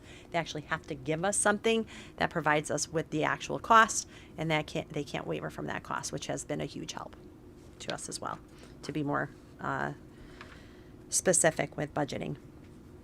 Supplies, objects 600.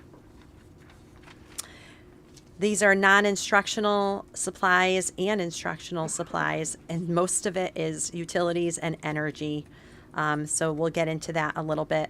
This includes, if we were, as we are right now, so about $160,000 of this is due to the new school and the heating, air conditioning, the utilities. So this is the increase for $160,000 approximately is for all 4 schools.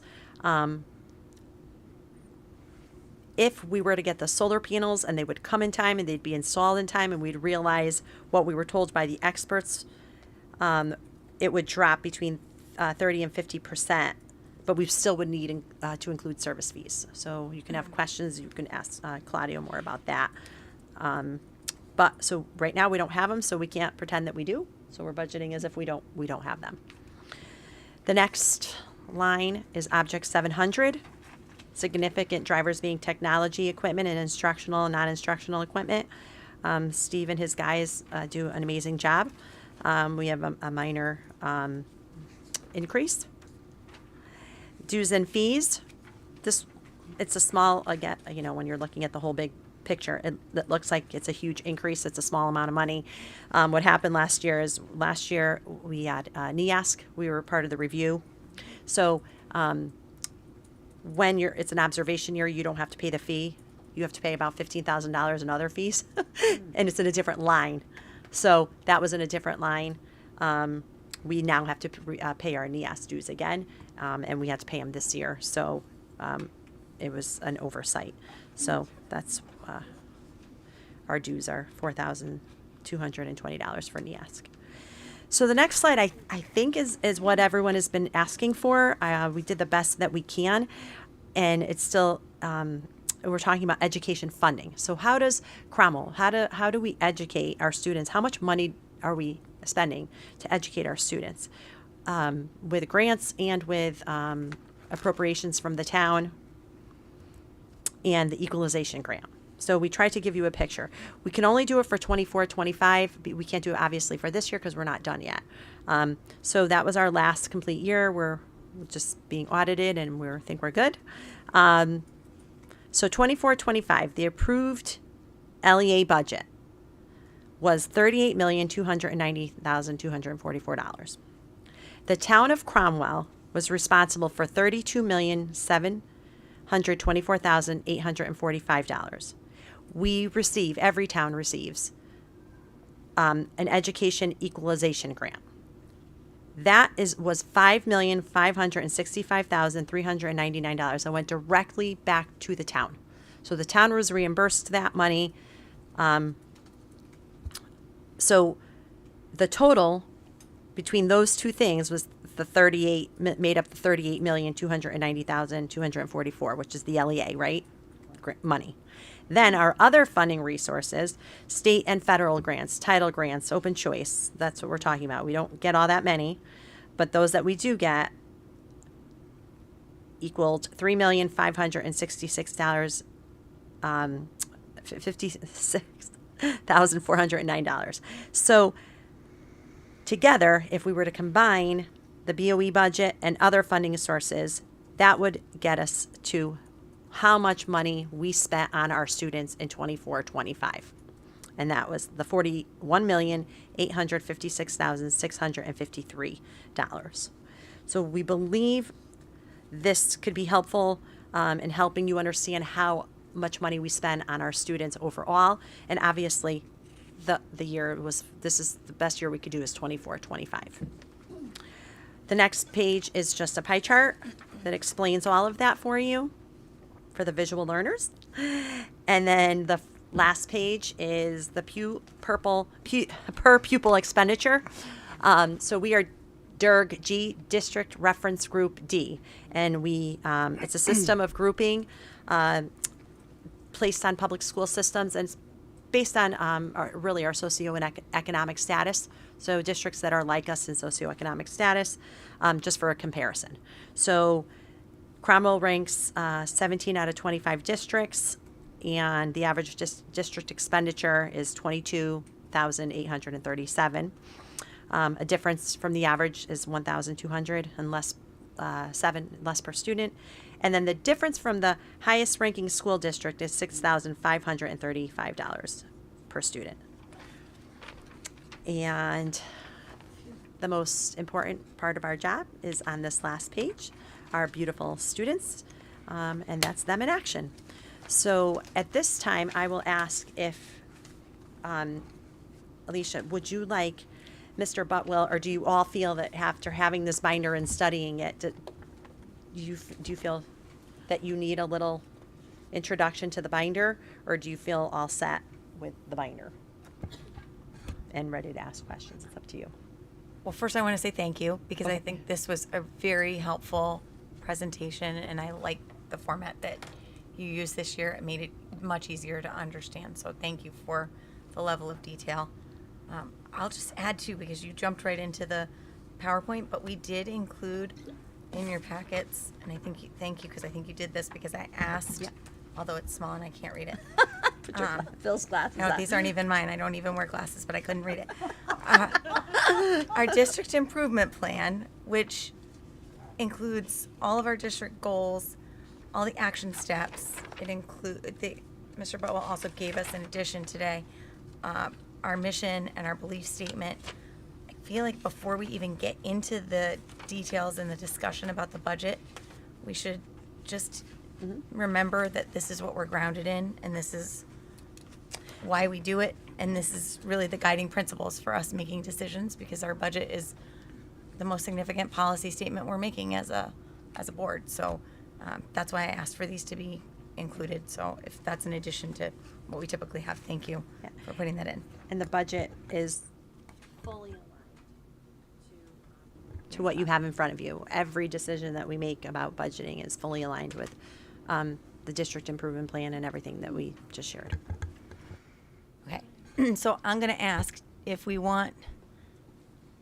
We don't want to have a three more hour meeting, so I imagine folks have specific questions that they want to ask. But maybe if everybody wants to pull out their most burning question, we can ask tonight for Mr. Butwell's guidance, and then put all of our other questions in writing to Dr. Macri. No, Does that make sense? To me, copy. No, you combine them all. So that there's no duplicate. Okay, I can do that. So everybody can send questions to me. I will weed through the questions to pull out any duplicates. I will get the questions to Dr. Macri. We'll get them to Mr. Butwell, and we can have those answers for our February 3rd meeting. But I also don't want to limit people's ability to ask questions tonight. So, Mrs. Cantwell. Can I just make a suggestion? Hold on one second. Mrs. Cantwell had her hand up. Oh, and sorry. then, of course. Yep. Mine's like a suggestion, just a reminder to what we've done in the past. In the past, when we've been doing budget, we've been devoting meetings just to our budget. And several times we started at 6 o'clock, and it was just for budget. We didn't celebrate students. We didn't have anything else on the agenda, just so that we could dive right into the budget and really focus all our attention on it. And I just wanted to recommend that we might want to think about doing that again. For our February 3rd. Might make sense for our February 3rd. Yeah, I mean, she said that we have a broker coming that night, so I mean that we don't know how long that conversation is going to be. If that's going to be the case, maybe we should start at 6.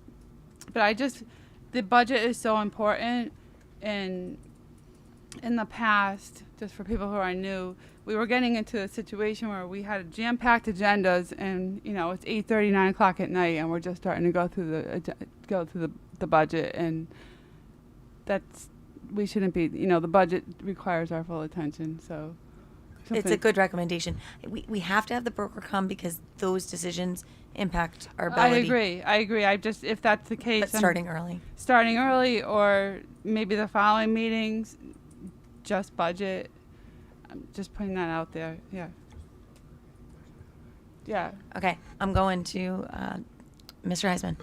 So Thank you for the suggestion, Mrs. Campbell. As far as submitting questions, I would suggest we use either Google Sheets or Google Docs, and then we can review the questions other people are asking to limit you having to weed through them all.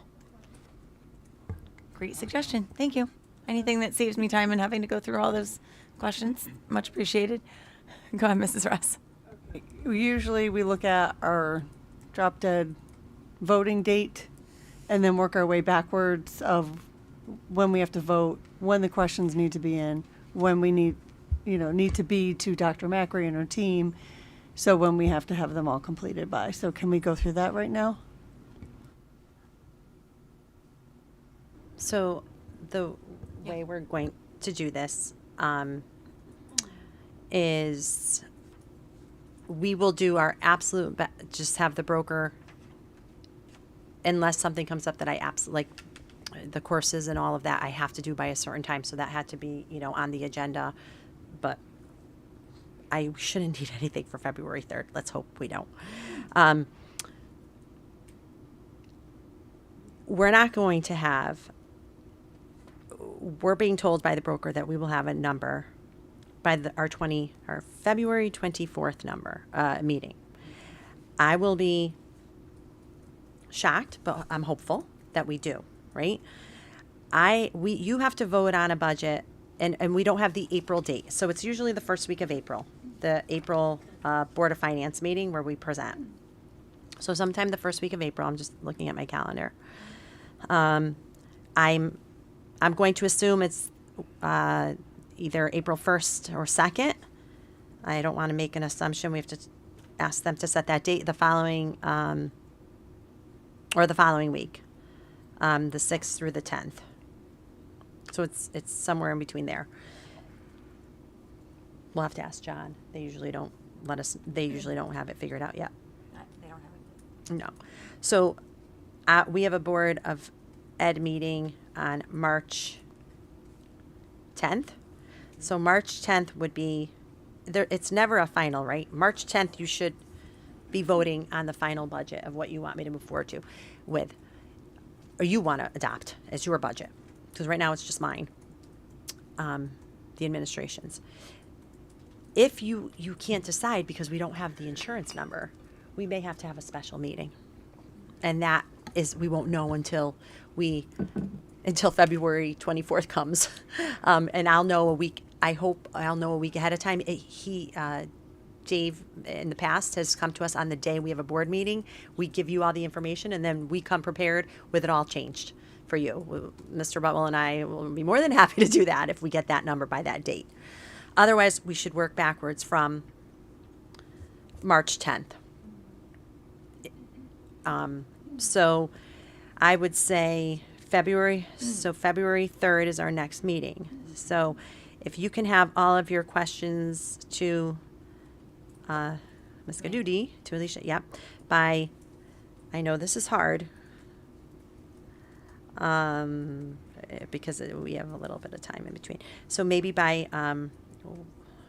Chris, how do you feel about, then you and I will be, A week from today. so that's what I was thinking. January 24th would be, I'm sorry, I'm in February. This 27th, yes, January 27th. Yeah, I think Mr. Butwell and I could bang it out. Yeah. So we're saying questions to me by, can we say the 26th so I can make sure that give wiggle room by the 26th? We can get the questions. We have the easy job, getting you our questions. Yep, we have the hard job. Yeah. So if you can get them all to us by the morning of the 27th, then Mr. Butwell and I will Get them to me by the 26th. I will make sure you get them by the end of that day. Perfect. And then we'll map out our schedule. And then, we'll come with responses to your questions on February 3rd, and then it's a waiting game for. Does that sound like a good plan? Mr. Zabrowski, were you going to ask a question? No. Okay. Okay. All right. And then let's think about if we want, because we know we have the broker conversation, if we want our meeting on February 3rd to start at 6 o'clock. The only challenge is we have policy that night. So just quickly to ask Dr. McLean, anything that we has to is urgent? We have a ton of policies. Nothing that is urgent, right? Like, so nothing that can't wait. So there's But a we lot. do have a lot. Yeah, there's a lot. To But get up to statute. We shouldn't skip it because we do have a lot, and it'll just. I don't think we're behind on anything, though. Like, I don't think it's anything that's going into effect right now that we wouldn't have a policy in place for. Okay. They're all the new November mandates. Statutes. Mrs. Russ.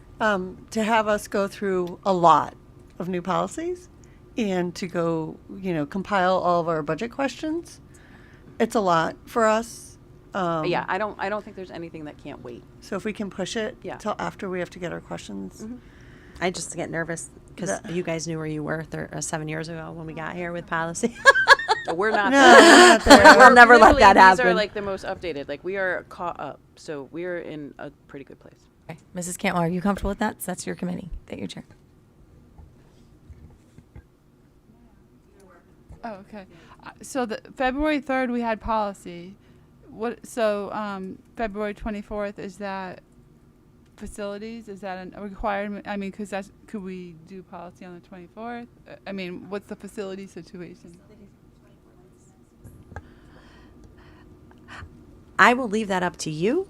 You guys let me know what you want to do because I don't want anyone to think that we want to cancel the meetings. No. I'm just trying. I just want to make sure not too much time goes by that we don't with our policies. But Can we run both on the 24th? because we have some overlap. Lisa, can I work on a schedule with you that I can coordinate then with Mrs.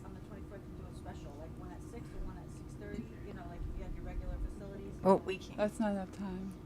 We won't get through We won't policy. get policies. I'll work on the schedule and I'll coordinate Okay. with Yeah. Mrs. Cantwell and Mrs. Franklin. So right now, should we just put that in limbo?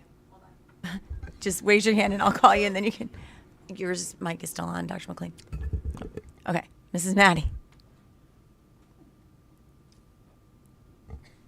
So right now, our policy meeting, we'll just put it in limbo, but know that it's coming soon. To be determined. It will likely not be on February 3rd, given the complexity of the budget conversation. Point well taken from Mrs. Russ, that it is a lot just to wrap our brains around and also to prepare for, potentially on the 24th. But If we, February 3rd will be a 6 p.m. meeting? well, we haven't gotten there yet. That's what Okay, we're trying to okay, decide. Okay. I don't want to miss I would say if everybody available, if we made the February 3rd meeting, just by nodding heads, yes. Okay, so then I would suggest we hold our February 3rd meeting starting at 6. It will just save us from being here until 10 or 11 o'clock at night. That typically is our very deep dive budget conversation, and may require more time than we expect. And we will try to keep the rest of the agenda items to a minimum for that meeting. I hate not recognizing students at a meeting for Board of Ed, but during budget season, that's what we're going to have to do. I have the broker coming at 7. Do you want me to have him come at 6 instead? Do you want to do that first or have him come later? I think he should probably come first, and then Okay. he can So we leave have to let because Dave he's know gonna to come at 6. whatever he shares with us is gonna dictate a lot of our conversation throughout the evening. Okay. That being said, so we're good. We've got a plan for February 3rd. We will figure out between policy and facilities what we can do. Can I make a request? Yes. We have a serious leak that Mr. Bazzano needs to take care of. If can we have Claudio answer questions first? It needs to be addressed, and it's at our new middle school. So I just got a text about it. So I would say we should let him go, and any questions we have, we can put in writing. It's not going to matter between now and February 3rd. Please go fix our school. Run! Run, Forrest, run!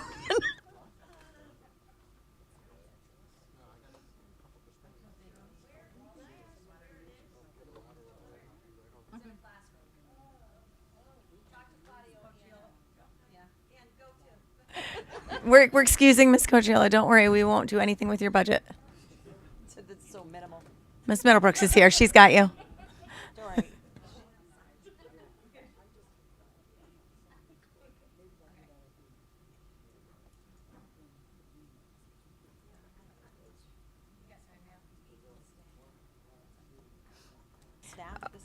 Okay. So we are going to get the majority of our questions in writing to me, who will get them to Mr. Butwell and Dr. Macri. But if anyone has any burning question that they really want to answer or ask tonight and want an answer to, I want to give opportunity for that. So Mrs. Cantwell. Mine's quick. Mine's for Siri. Excuse me. Just to clarify, the BCBA, so do we have 2 full-time BCBAs now? Okay.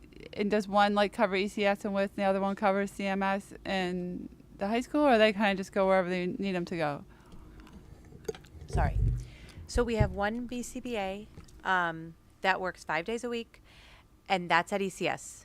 Our other BCBA is actually, she's a 4-day-a-week BCBA, but she covers the rest of the district and CCTA. Yeah. So that's how we split it.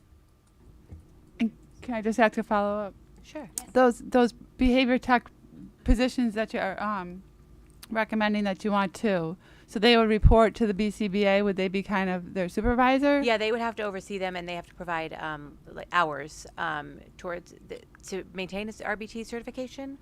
So yes, they would be their direct supervisor. I mean, No.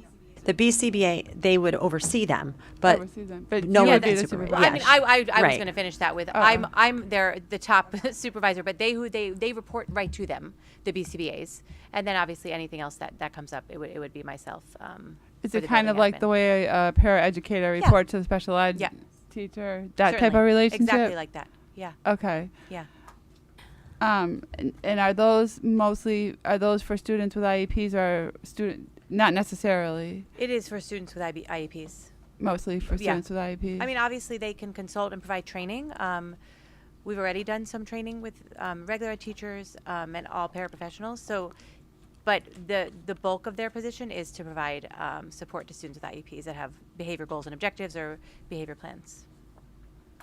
So would the implementer on their IEP be like BCBA/RBT, or would you specify that? I'm just thinking about like an IEP, like how you would do that. Yeah, it would typically right now we put BCBAs under the consults, under that new kind of section under indirect consult, and the RBT would also go under there to support the goals and objectives.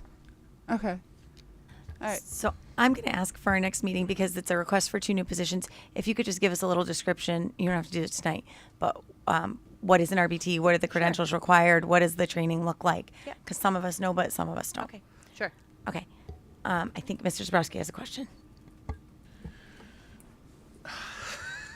Sorry, I'm going to Carrie with this one actually. We didn't know who you were laughing at. I'm laughing at myself for asking the questions. Secondary numeracy coach. I love your passion behind this, and I know what it's rooted in. I'm involved with a number of different districts through communication. This is something that multiple districts are dealing with, are these low math scores, and everyone's clamoring to try and figure out why, and put things in place to try and circumvent it. With the secondary numeracy coach, could that possibly be a hybrid? Does it have to be just one person, one position?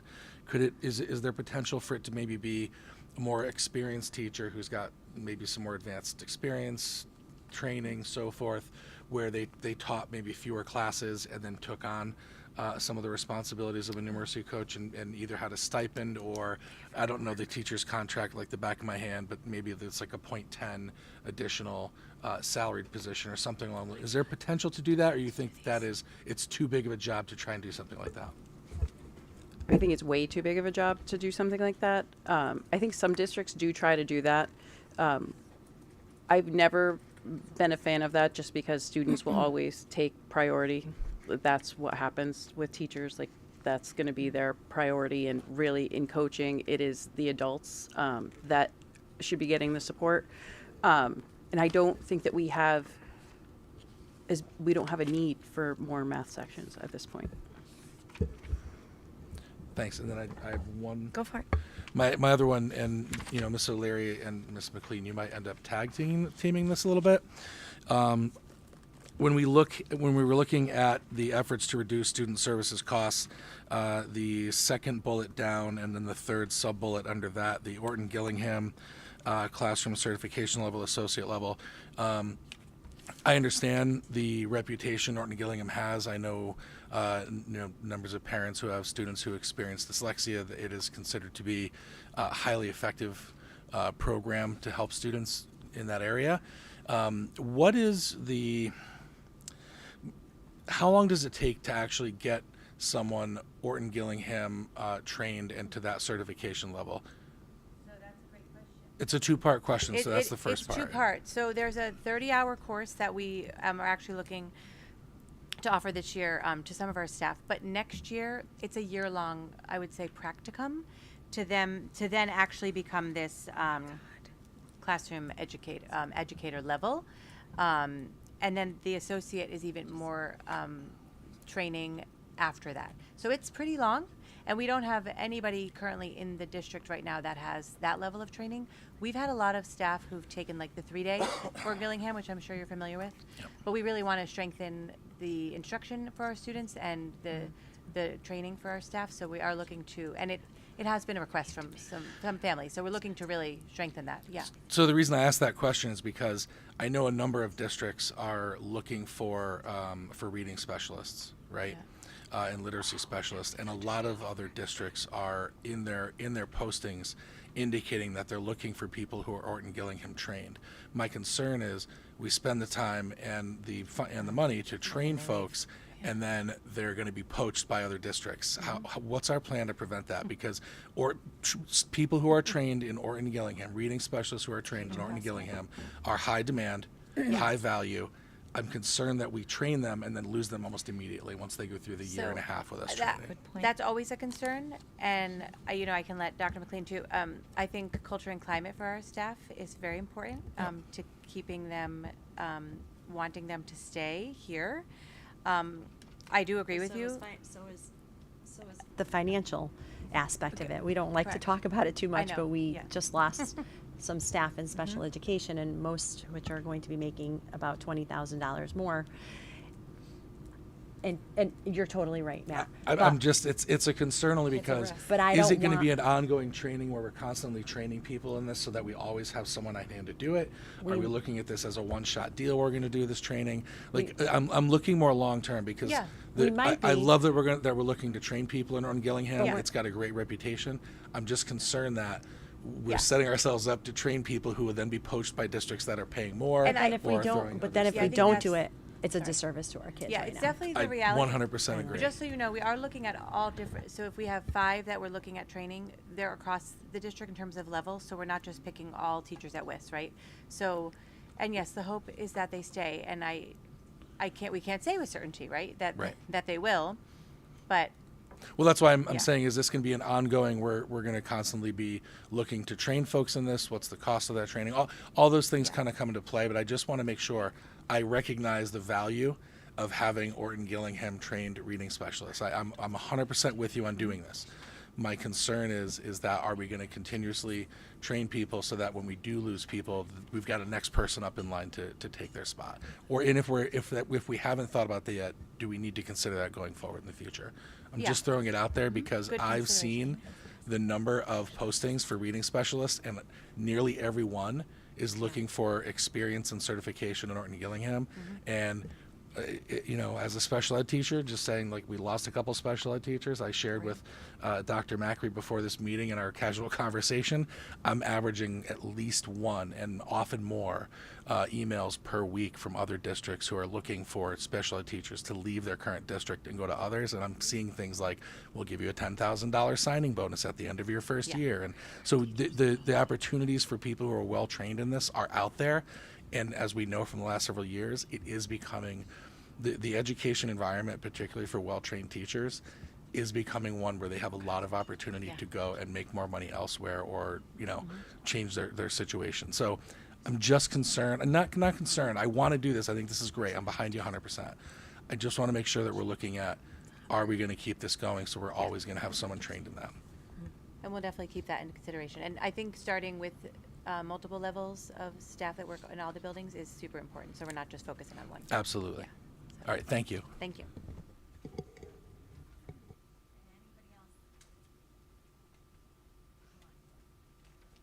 I'm shocked. Okay.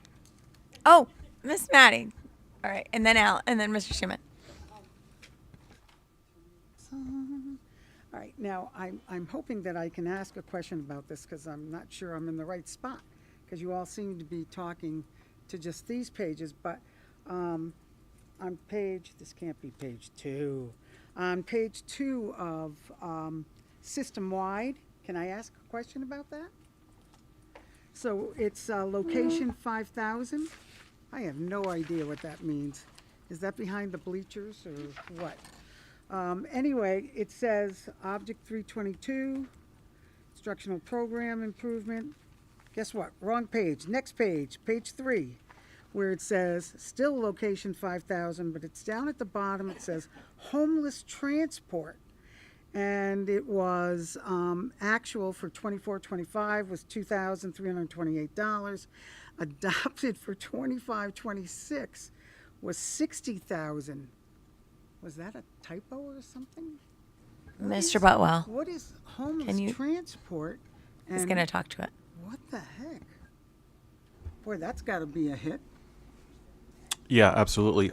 Homeless transportation is something that the district is obligated to provide, for students and families that find themselves in that situation.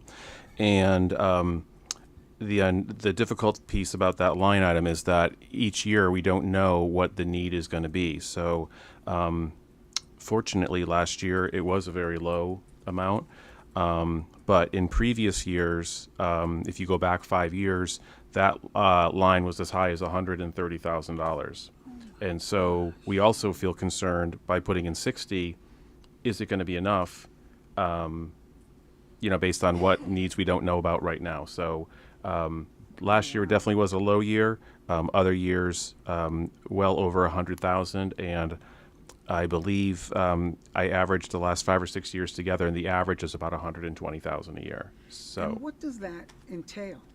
What is the school pay, what is the Board of Education paying for? Putting people up who are homeless? No. it's for transportation. So if and Sarah, if you can add on to this, I would appreciate that. So it's where Yeah. So we have students under McKinney-Vento, students who, let's say a student became homeless in Cromwell, but they moved to Middletown because they were displaced and now they're living in Middletown. But we under McKinney-Vento have the right to provide consistency for those students. So we say you can still attend school in Cromwell, but now you need to get transported from Middletown to Cromwell. We actually end up splitting the costs with Middletown.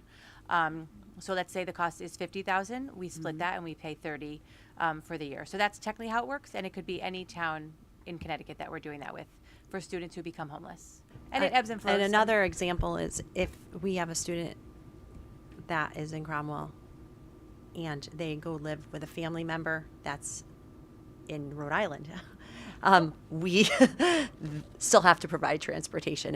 And we have had situations where on the cusp of Massachusetts and back. So you could only imagine the amount of money that would take. So and this is it's a law. as a result of McKinney-Vento law.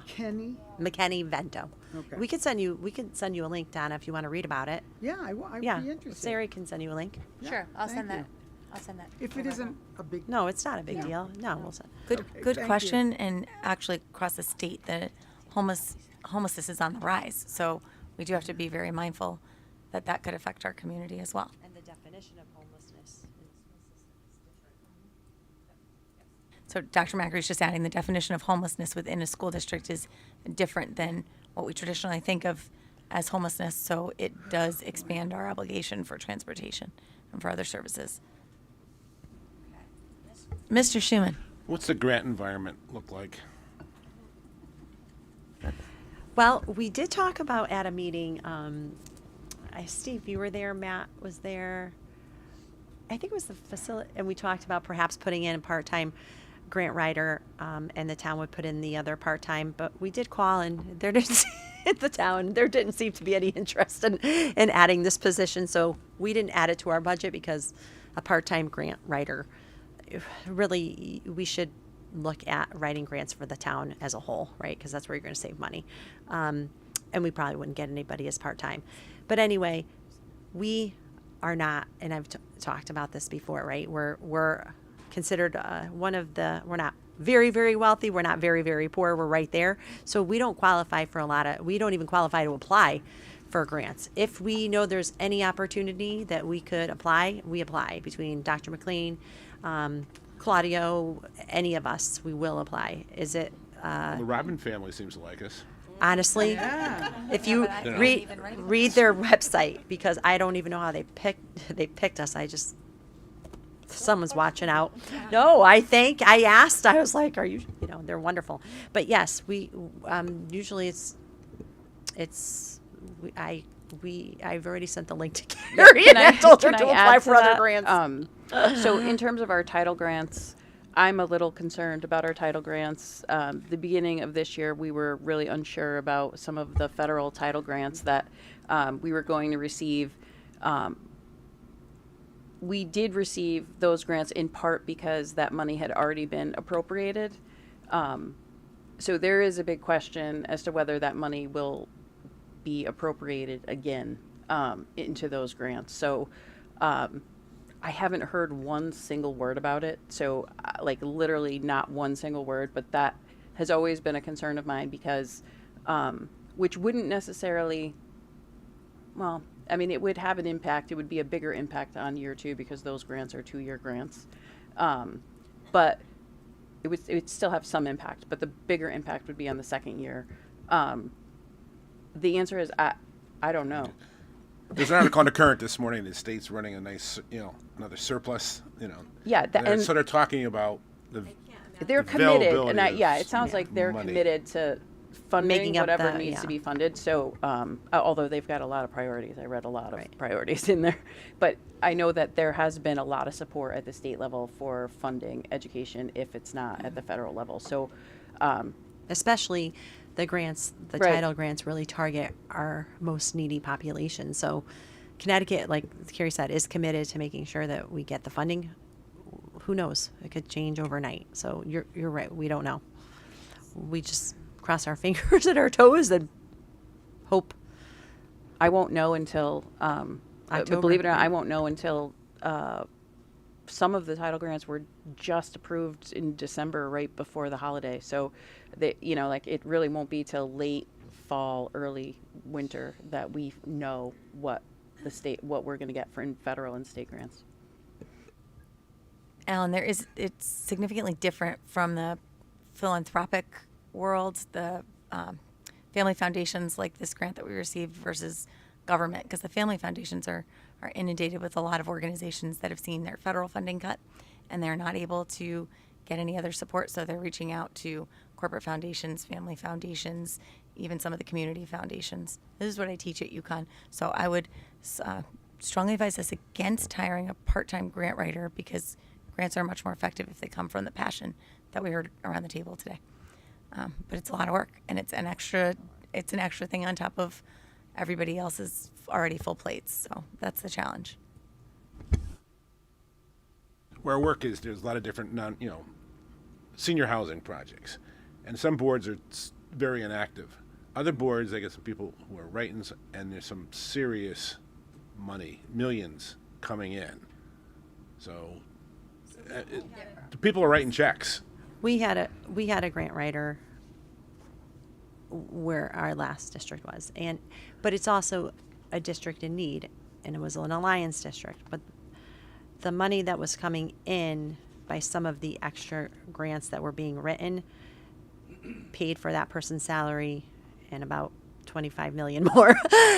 But it was also a needier district. So yes, I get it. Like we are small, we write them all the time.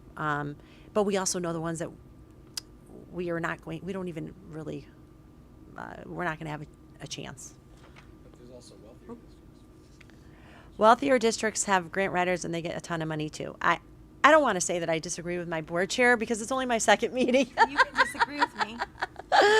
I think it would. I don't think it would be a loss if we did it together, like we had discussed at a meeting, as far as with the town, and hired one person who has the experience in grant writing and is looking for grants that would benefit both the town and the district, or the whole town, in general, because we're one town.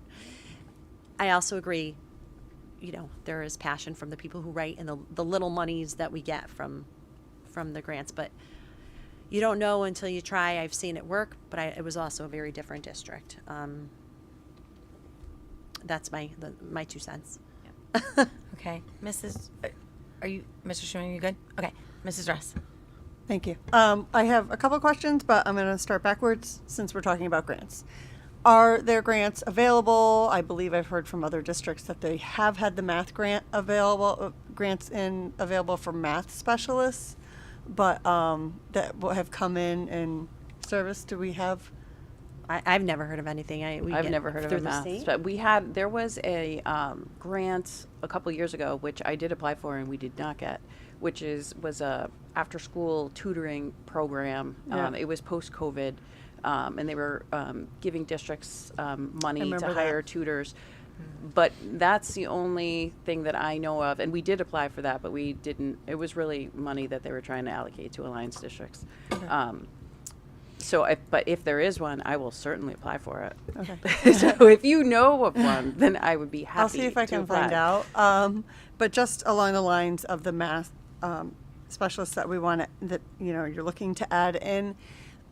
Our math scores were low. They seem to be consistently low at the 8th grade level for the past few years. I don't know if it's due to different testing or new teachers that we've had, because haven't we had some turnover in CMS math teachers there? Grade 8 has been challenging. Yes, so that could contribute to it. But the flip side is the other pieces, and actually Mr. Cuckle stating that most students who go to college say they felt extremely prepared after coming out of Cromwell High School, especially in the core classes. A lot of students who go to college are required to take math classes. So it's surprising to hear that our SAT scores were very low. However, I have heard that they've been low across the state. Is it a one-year thing? Did they test differently? Why are they all low? And what is, like, it just seems strange to me that this is like 1 year that it's taken a hit, and we haven't been this low in prior years. We've been consistently low in math. Math has not, and those are great questions, and they are questions that I've been asking all along, really, and not only us, you know, like really other districts. We traditionally in Cromwell, we do a great job of educating our really bright kids. Where we need to put some time and energy is to our intervention students and our, you know, so our high flyers do amazing. But we have work to do with sort of the general population of students, and that's where when you have, you know, we do fantastic on our APs, but then you see we have 39% proficiency in math overall for 11th graders on SAT. The other thing that is really interesting is, and this is something that is baffling to me, we have some kids that are not proficient in math on SAT, but are getting 3s, 4s, and 5s on AP exams. So it's not that they can't wrestle with curriculum, it's something else. And so that is really like, that's the most baffling thing to me, because we did cross-reference it and see, it's not that these kids are just underperforming. They're underperforming in math. On the SATs. On the SATs. And is it curriculum? Is it instruction? I think it's a combination of things. But the math SATs are mostly driven based off of algebra. Algebra. And our students do well in their algebra classes. We don't really offer They're- algebra AP because they don't really have Right, it. right. But yeah, we have a lot of kids taking algebra 2, you Yeah. know, freshman year. Those kids do great. It's our level 2. If you look at the scores in our level 2 classes, they are wildly different.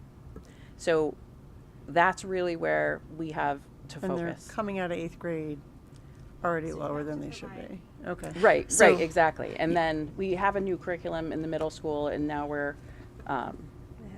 hopefully, you know, that will shore things up. It takes a little bit of time, but hopefully that will shore things up curriculum-wise.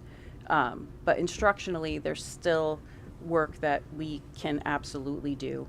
And this has really been an interesting problem for me to kind of open up and take a look at. Do you see why I'm poking? Like, oh, it, yeah. it doesn't make sense. We have when think, we, we line have things think up. tanks across the district, across the state, but they're not deep enough. Nobody we wants to talk make a about big no move. one wants right. Everyone wants to blame the test. Is the test partially to blame? I believe it is. However, we have students that we keep calling high flyers. To me, I was not a high flyer in math, which meant I didn't get it the first time. But if you put the resources into me, I would get it the second or third time if you explained it in a different way. And we are not offering students those opportunities because we are not coaching teachers, because teachers who teach math usually are good in math. So they have to learn a different way. Sorry, I'm passionate about this. They have to learn a different way on how to instruct students that may not get it the first time through an algorithm. And that's where we're falling apart, because we don't have enough resources to go into the classrooms. We noticed that in reading. We saw a problem.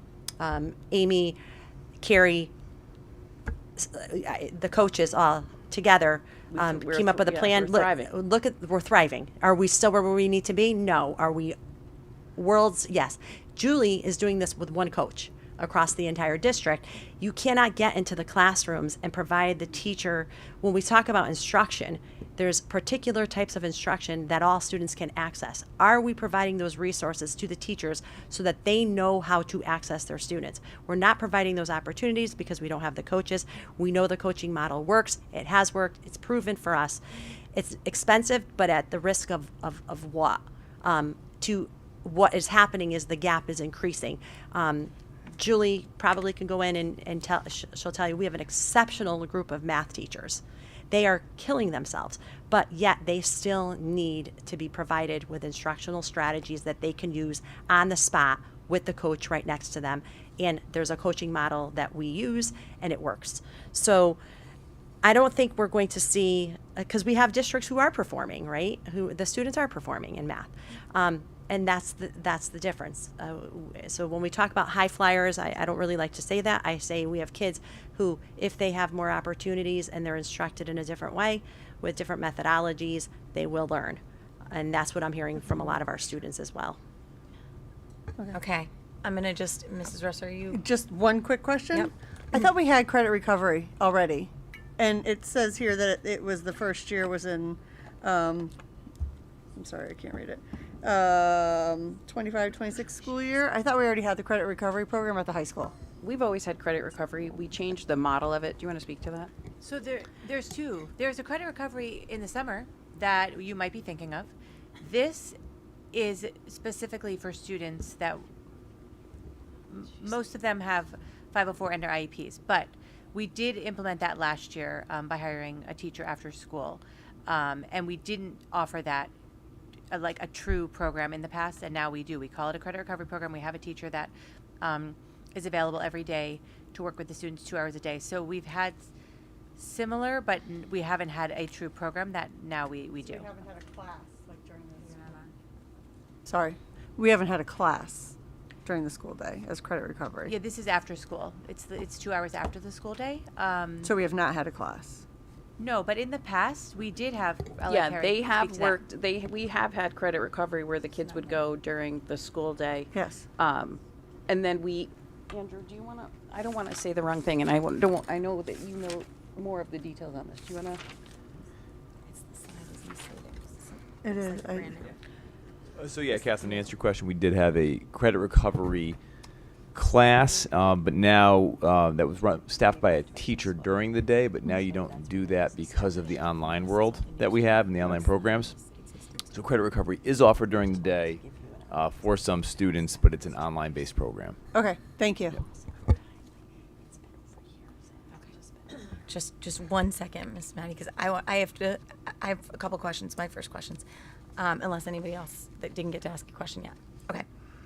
I am incredibly concerned about our health insurance and what that could do, because we have the best intentions with what's in front of us, but this could all be moot if our health insurance numbers come in really, really high and no one else undercuts what we already are given by Cigna.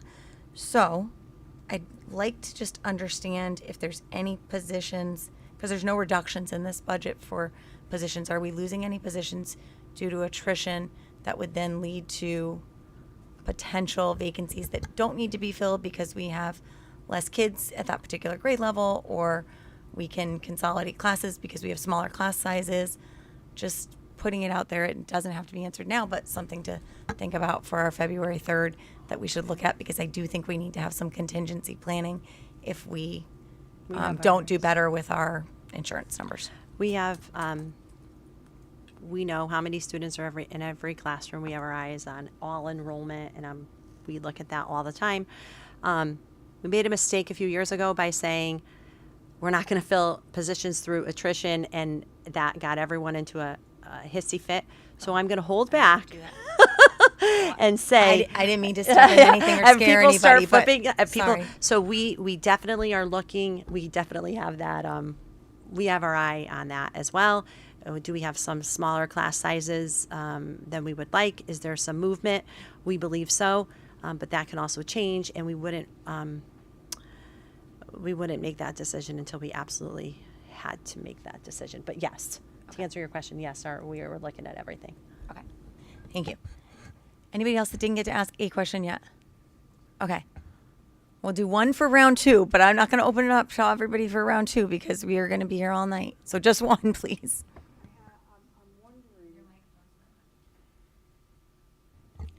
I'm wondering with the math scores, and they are kind of sad, and why that's happening. Obviously, you've spent a lot of time on this. I'm curious if there's a correlation, since only 37% have 30%, 37%, 39%. Finish my sentence. 39 Proficient in are math proficient for in grade 11 math on on the SAT. SATs. How does that correlate with what these kids are getting for grades in math classes? Because you know what, and I'm just going to say this from the perspective of, I told you that I read those goals. Man, that sounded so cool to me. That it sounded great. Are they really doing that at Cromwell? I hope to God they are, because We really are. I'm so proud of that.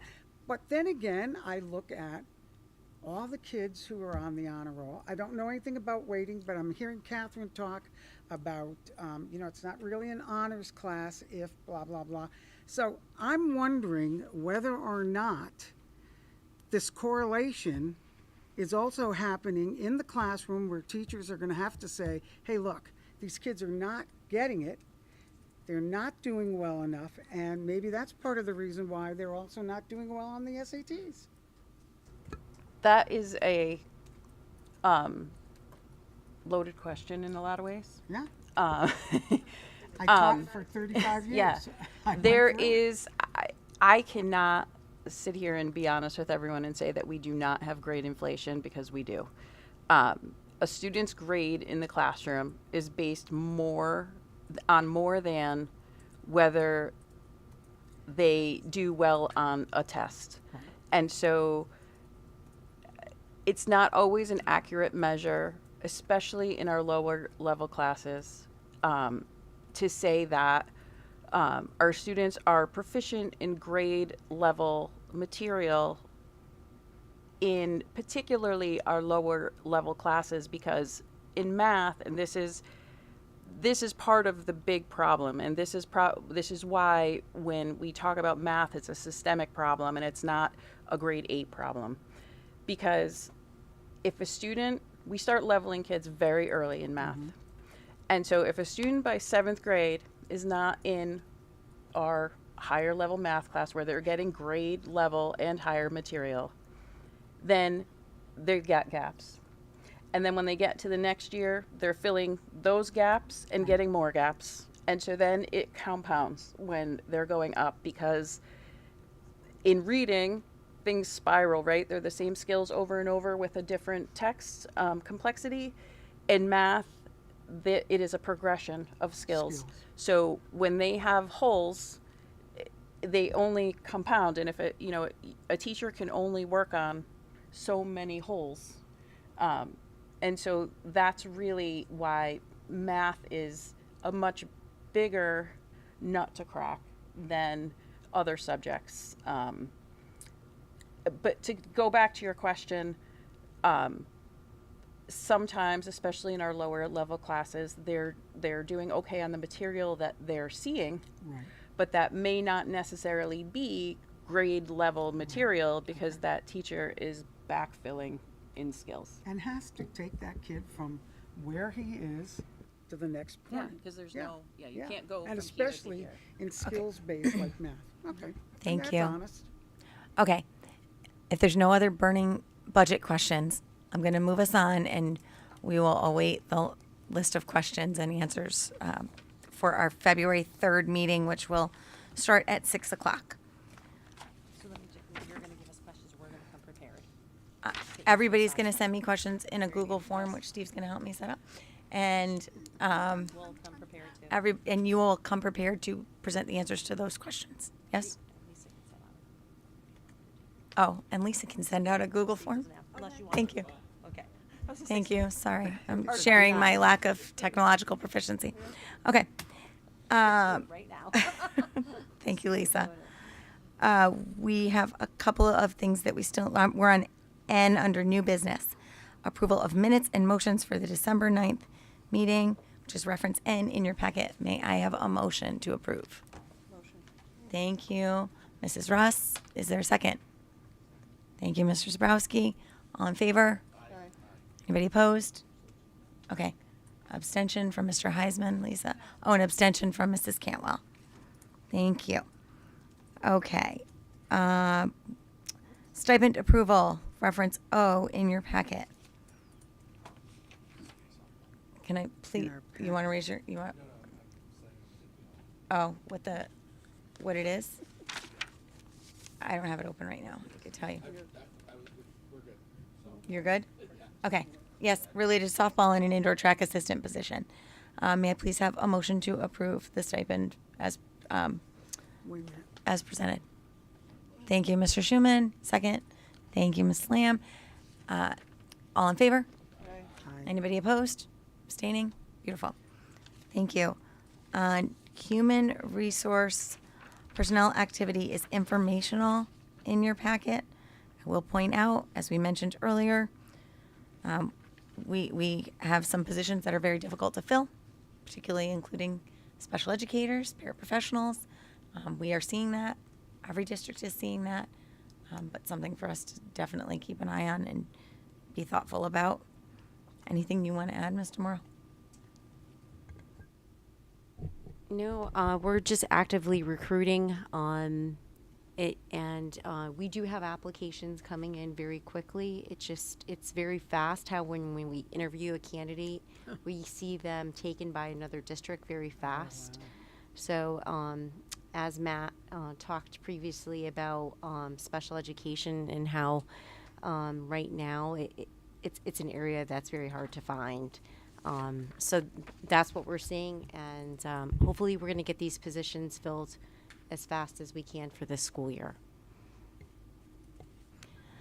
And I just want to also point out, we've got some retirement notifications. And I don't know if Dr. Macker, you want to add anything about staff that have served a lot of years with our community?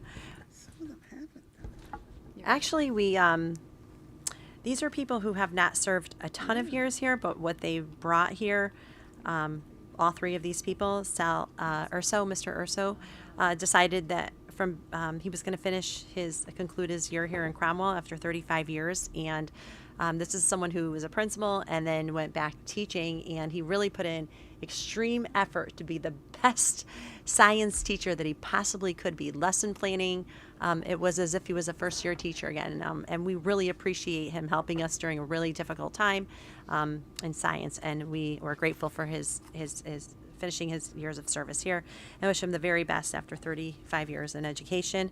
The next one is Louise Gauthier. Louise came to us as an ESOL, again, a shortage area, and has spent the last 5 years here. You could tell she really loved it, but it is time for her to retire and enjoy her retirement, so I wish her the very best. Well, she says it's time for her to retire. I don't think it is, but she does.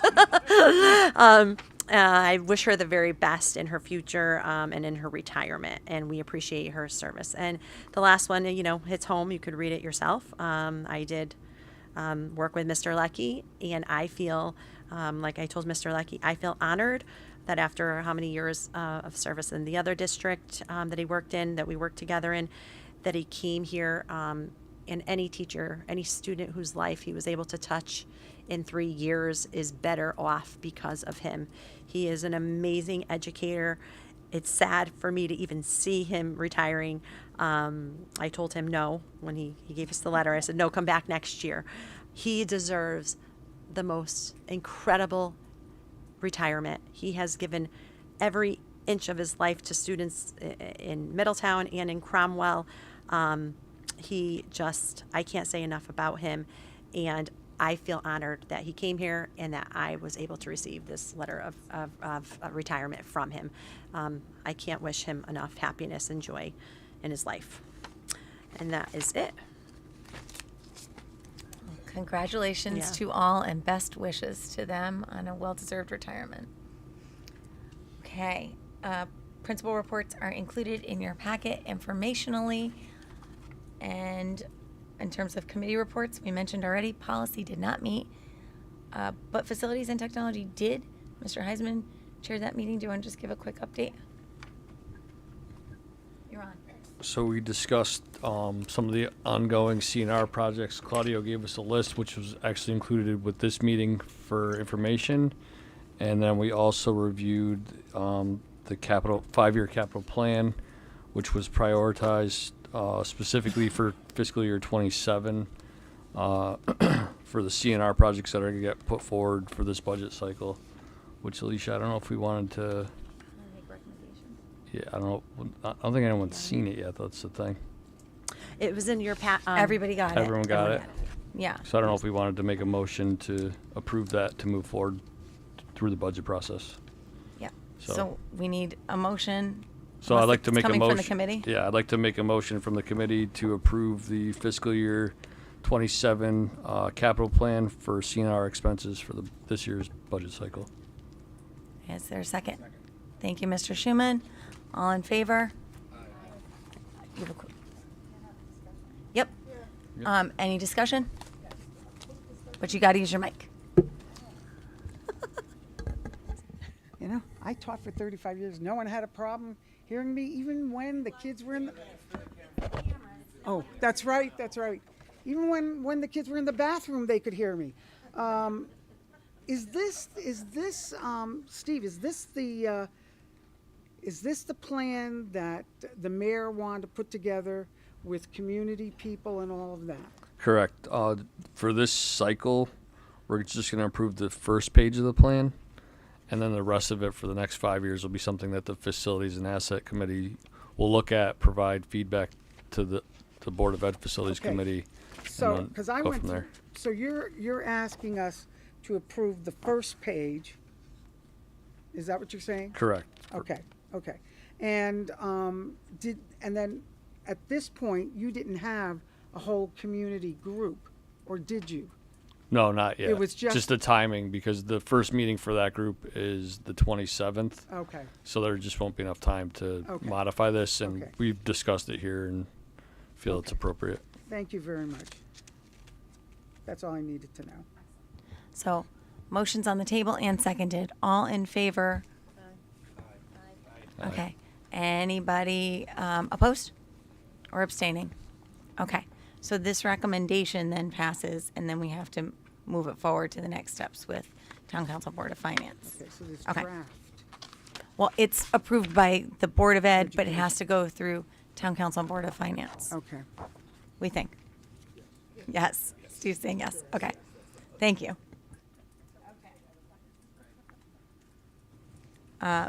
Topics for future agendas. So we already talked about our next several meetings are going to be completely taken over by our budget discussion.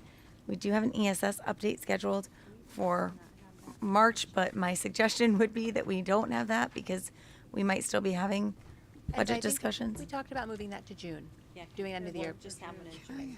Thanks. That would be fine. And the others are on your agendas unless anyone has anything else that you would like to see added. Our core Okay. courses. And we're at the point in our agenda where we just go around and anybody that has any comments or updates for the rest of the board, this is the time to share. So, Mr. Heisman, I'm going to start down your end. Nothing? Okay. Mrs. Lamb? Just a couple quick things. I want to echo the retirements. I unfortunately didn't know a couple of the teachers, but I do have students that had Mr. Leckie, and what a gift. To have my kids who don't tell me anything about school come home. I know, I'm going to cry too when I saw it. But to have them come home and smile and tell me about math, I mean, amazing. So he's definitely going to be missed. Please stick around. And then the other thing I want to mention, the auditorium dedication was phenomenal. It was so wonderful to honor Mike that way. So thank you for doing that. Mr. Zabrowski?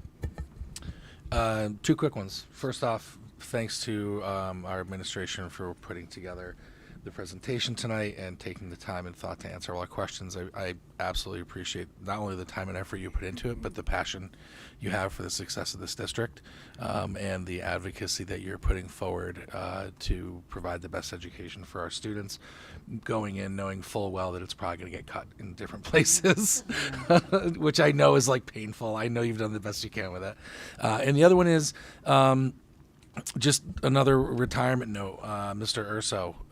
To one of my children has him currently, and I got to tell you, as I've been teaching for 23 years, and a lot of times you see a teacher who, you know, they're putting in their last year. They know it going in. He and I talked about it before the year started, and it's easy to kind of do what you have to do, but skate a little bit too. And I don't get the impression at all that this man has done that. As a matter of fact, I think he's actually probably worked like harder than he has in some past years to make sure that he's providing the best education for the kids. And I just want to thank him for that, because I think it's generally been a good experience.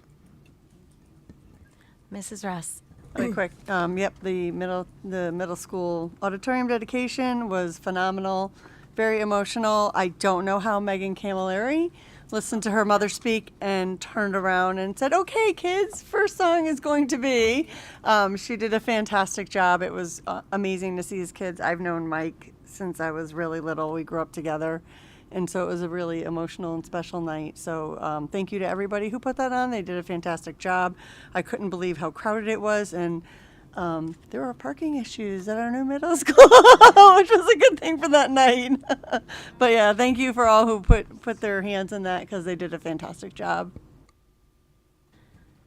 So I also got to see so many smiling faces, and just the talent of our kids that night was pretty awesome. And a huge thank you to the folks that gave their time, talent, and expertise on the CMS building committee, because that building is phenomenal and it's something to really be proud of. So thank you so much, Ms. Lamb, and your colleagues that did that.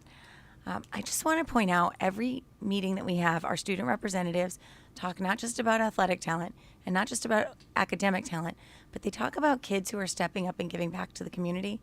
And it really struck me in our last meeting, and I want to recognize some of those students at a future meeting when we're not doing budgets, but I really want to bring those kids that give their time and energy to fundraising and philanthropic efforts and helping those that are less fortunate and being leaders in that realm. I don't think they always get recognized, and it struck me that it's been a common theme throughout our students' reports, and it's just says a lot about our community and our schools. So thank you for them, and thank you for those that inspire them to do that. Okay. Mrs. Cantwell? Say what everyone else said about the ceremony. It was very touching. Yeah, it was such a nice night. So Yes, thank you. Mr. Schumann? I'm glad we went with the larger auditorium, definitely. From that night, it was super crowded. And we need a logo on that podium up front. That's just big piece of wood that needs something. God, the whole building is beautiful, and I knew. No, I'm kidding. We agree. We want to. Mrs. Middlebrooks is we here. will. She'll take that back. No, we want to do something inside the room. We're thinking about there where we will put Michael J. Camilleri Auditorium in letters. We just haven't gotten that far yet. Miss Maddie, do you have anything you'd like to? I do. I said to Carrie when I came in that I was just blown away by these first few pages on the district improvement plan and the various question of practice, which is a new term for me, but all their goals. So it was about 4 pages worth. I think it's phenomenal.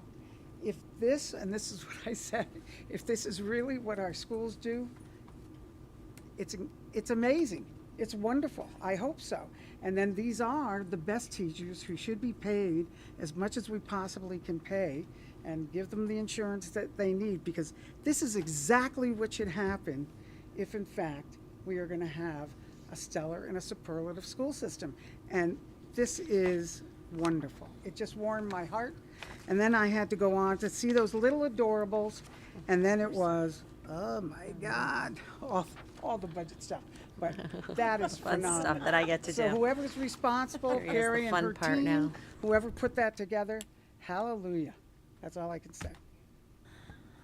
And I didn't forget that Mrs. Cantwell asked us to put in the budget new tables so that we can have a better setup for this I room. could buy them right now. Just say the word. I'll tell you, we debated If you going want me into to buy them. CMS. We debated going someplace else to have this meeting. We could repurpose these tables. I already Couldn't talked see to the Andrew. presentation, or the speakers were in the corner. Room 800 could use tables like this because we use that often, so we could repurpose these tables. We'd leave some in here, and I can get a use. Our kids will still utilize that table if you guys want me to buy it. I put myself. We did the best we can with what we had. Elbowing Jess. Mr. Butler and I and we'd be more than happy to make a table purchase that would really works for boards. Well, And we could, Mr. Bazzano's not here. We'll put it in his budget.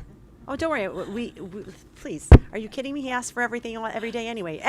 No director is shy about asking for anything in this place. The only one who gives back is Steve, and Michelle doesn't. The other ones are like, please, Carrie and Siri, forget about it. I think we should purchase furniture that allows us to be able to see each other better. And Okay, we'll start looking at furniture. All right. That'll Motion be for nice for adjournment, tomorrow. please. Thank you, Mrs. Ross. Second.